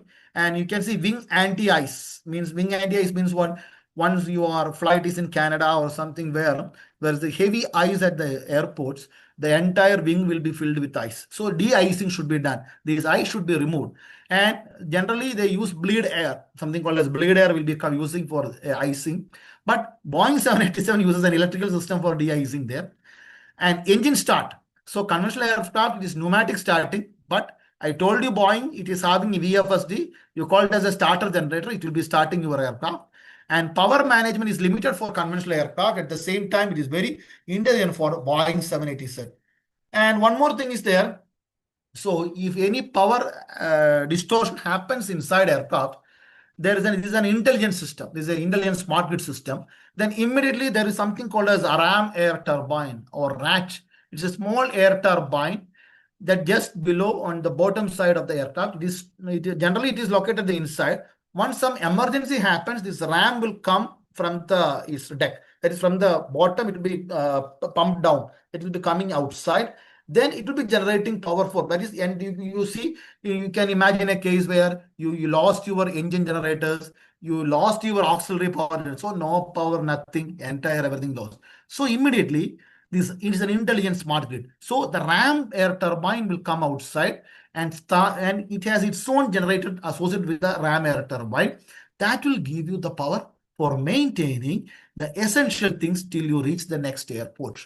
So that was the case where many people were discussing that accident when you call it as Ahmedabad previous year, that Boeing 787 flight, that Air India flight where the captain hasn't pulled the throttle lever. The aircraft was flying up to some instant and then it fell over that medical college. Many people lost their life and people were telling that a turbine was seen on the bottom. This is the RAM air turbine. Because I think some emergency has happened inside. That is the main case where RAM air turbine has come outside. So RAT, you call it as a RAT because it's a small rat-like thing. Suppose the aircraft loses both engine generators, APU generators, main electrical power system. The aircraft still needs the power to have critical system for flight control, essential avionics, then cockpit display, communication and navigation. The RAT provides the emergency. So this is the RAT. You can see a RAT here. That is on the bottom side, this RAT is there. You cannot see it occasionally, but only when an emergency situation happens, this will come outside. The turbine will come outside and that turbine shaft is connected to a generator on the top side. That is, you will be having some generator on the top side and that generator will start giving you power for the moment till you reach the next. This is the RAM deployment. You can see the wing at the bottom side, the RAM is deployed and this RAM shaft will be connected to the generator. And you can see the RAT comparison for B87, last A320, A320 is Airbus aircraft. So RAT type is Boeing, it is electrical RAT. That is, you are having electrical aspect there. Function means what generates emergency. See, both Boeing 787 and A320 has different aspects. So Boeing, it is a more smart grid based aircraft, but it's not a conventional aircraft. It's an electrical aspect based aircraft. Don't think that power is electrical. The engine is the turbine, but the generators are that more electrical things are there or more smart grid is there inside the aircraft. That is why you call it as MEA aircraft. And Airbus, you call it as a conventional aircraft where the conventional systems of power system. That is, you can think like that. Airbus A320 is your KZB, but Boeing 787 is your some advanced smart grid. Airbus A320 power system, you can say it is your KZB now. And Boeing 787 is some advanced smart grid. You can design a smart grid. It is a smart grid like that. So the function means what generates emergency electrical power. And RAT, I told you, it is a deployment is automatic during major power loss. Purpose is what? Essential flight system powering. And when you come to the Airbus 320, you call it as hydraulic type. It is hydraulic fluid-based mechanism. It supplies only hydraulic power, does not supply any electrical power. It supplies hydraulic power for landing and all. But the Boeing 787 is concerned more of your lighting and other loads, communication system, flight controls. So there is more electrical aspect. So the RAM will be generating electrical power there. But here it is hydraulic. And deployment is automatic or manual. And purpose, it will be maintains flight controllability. Now, this is a cockpit view which I can show you. So you can see Have you seen I think that you have seen the cockpit when someone might be able to travel with the aircraft, many of you can see the right side as well as the left side is there. And the captain will be the captain will be sitting on the left side, and the right side the co-pilot will be sitting. You have the joystick there where they control the engine. That is, the joysticks are controlling the uplift of the air. That is the going up and going down. That is the air drag and on. And on the top side, you can see the electrical control panel on the top side. You will be having something called a generator control. You'll be having the auxiliary power unit is there. Then you have the generator control. That is, your controlling of generators is there.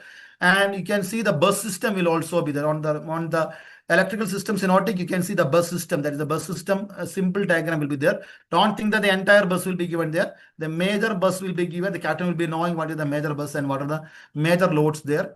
And the central portion, you can see the throttle. The throttle is there. And when you look to if you see a cockpit, you look to the top side. When you see enter aircraft, you look to see the cockpit and look to the top side. You can see the top side will be generator control, auxiliary, different motors are there, motor loads are there. All these will be on the top side, and the bottom side will be your engine. That is the throttle control and everything will be there. And you can see this is the similar to your smart grid SCADA system. That is your SCADA system. There is an engine information crew alerting system. You call it as EICA system in this aircraft. There is a YACA system where, see, in a SCADA system, you know, this power system where there will be some relay shut down, our breaker is shut down, all will be informed there. Similarly, your generator is off, generator disconnect from the bus. So the message will be given, generator driven, system fault is there, electrical AC bus off, AC bus not energized. Like this, lot of messages will be given on the alerting system. That is engine information crew alerting system. That is EICAS, similar to your we call it a SCADA system of our bus. Okay. And when you come to the comparison side, you can see because of this system and engine, it is more costlier. We have to say, and our flight is also more costly, I think, because whenever you go for booking a ticket, it comes to around many thousands. So we can see the approximate price. It is BS 787 is around, for a single unit, will come around 2,100 close to 3,300 crore for a single unit. And when you come to A320, it is less. It is a short range flight. Airbus A320 is a short range, means short distances will be there. Boeing 787 is a long range flight. And electrical power cable, you can see 1.45 megawatts is the megawatts of power is being developed there automatically. And here the power rating is less. And so it is a short distance flight. And you can see the approximate price that you have to pay. That is why these people are asking me more. And again, one more thing, this also your key takeaway is that Boeing 787 exemplifies how smart grid principles can be successfully applied in aviation, transforming aircraft into intelligent, self-managing systems that enhance efficiency, reliability, and sustainability. The future of any aviation lies in intelligent, electrified, and sustainable aircraft power system. You should have a sustainable aircraft power system, and it should be an intelligent one, because once you are intelligent, the smart grid, it is a smart grid because it should be intelligent. It should take its own decisions. We cannot give all the decision always.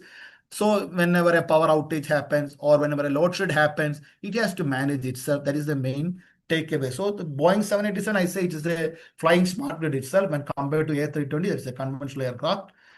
And if you have any queries, and thank you, we are pleased to ask. Asna?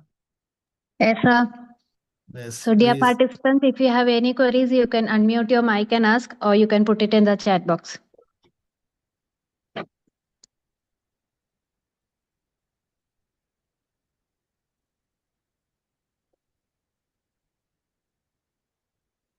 So, queries ഒന്നും ഇല്ലാത്തതുകൊണ്ട് നമുക്ക് wind ചെയ്താലോ? Oh, fine.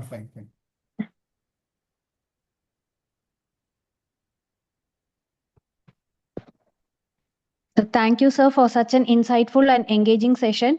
Your valuable expertise, practical insights, and clear explanation have truly enriched our understanding of the topic.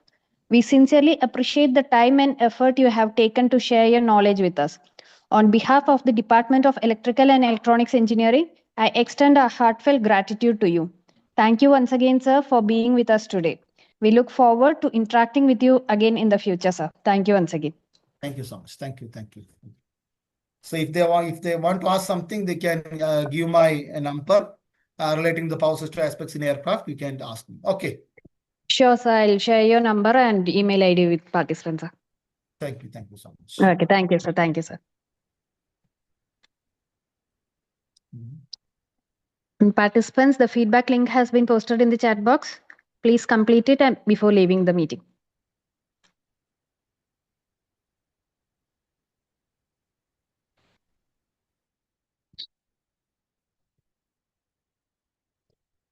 As we conclude the session for today, I thank all the participants for your active presence and engagement throughout the day. I hope today's discussion have been insightful and enriching. We look forward to your enthusiastic participation in tomorrow's session. Until then, take care, stay safe, and have a good night. Thank you.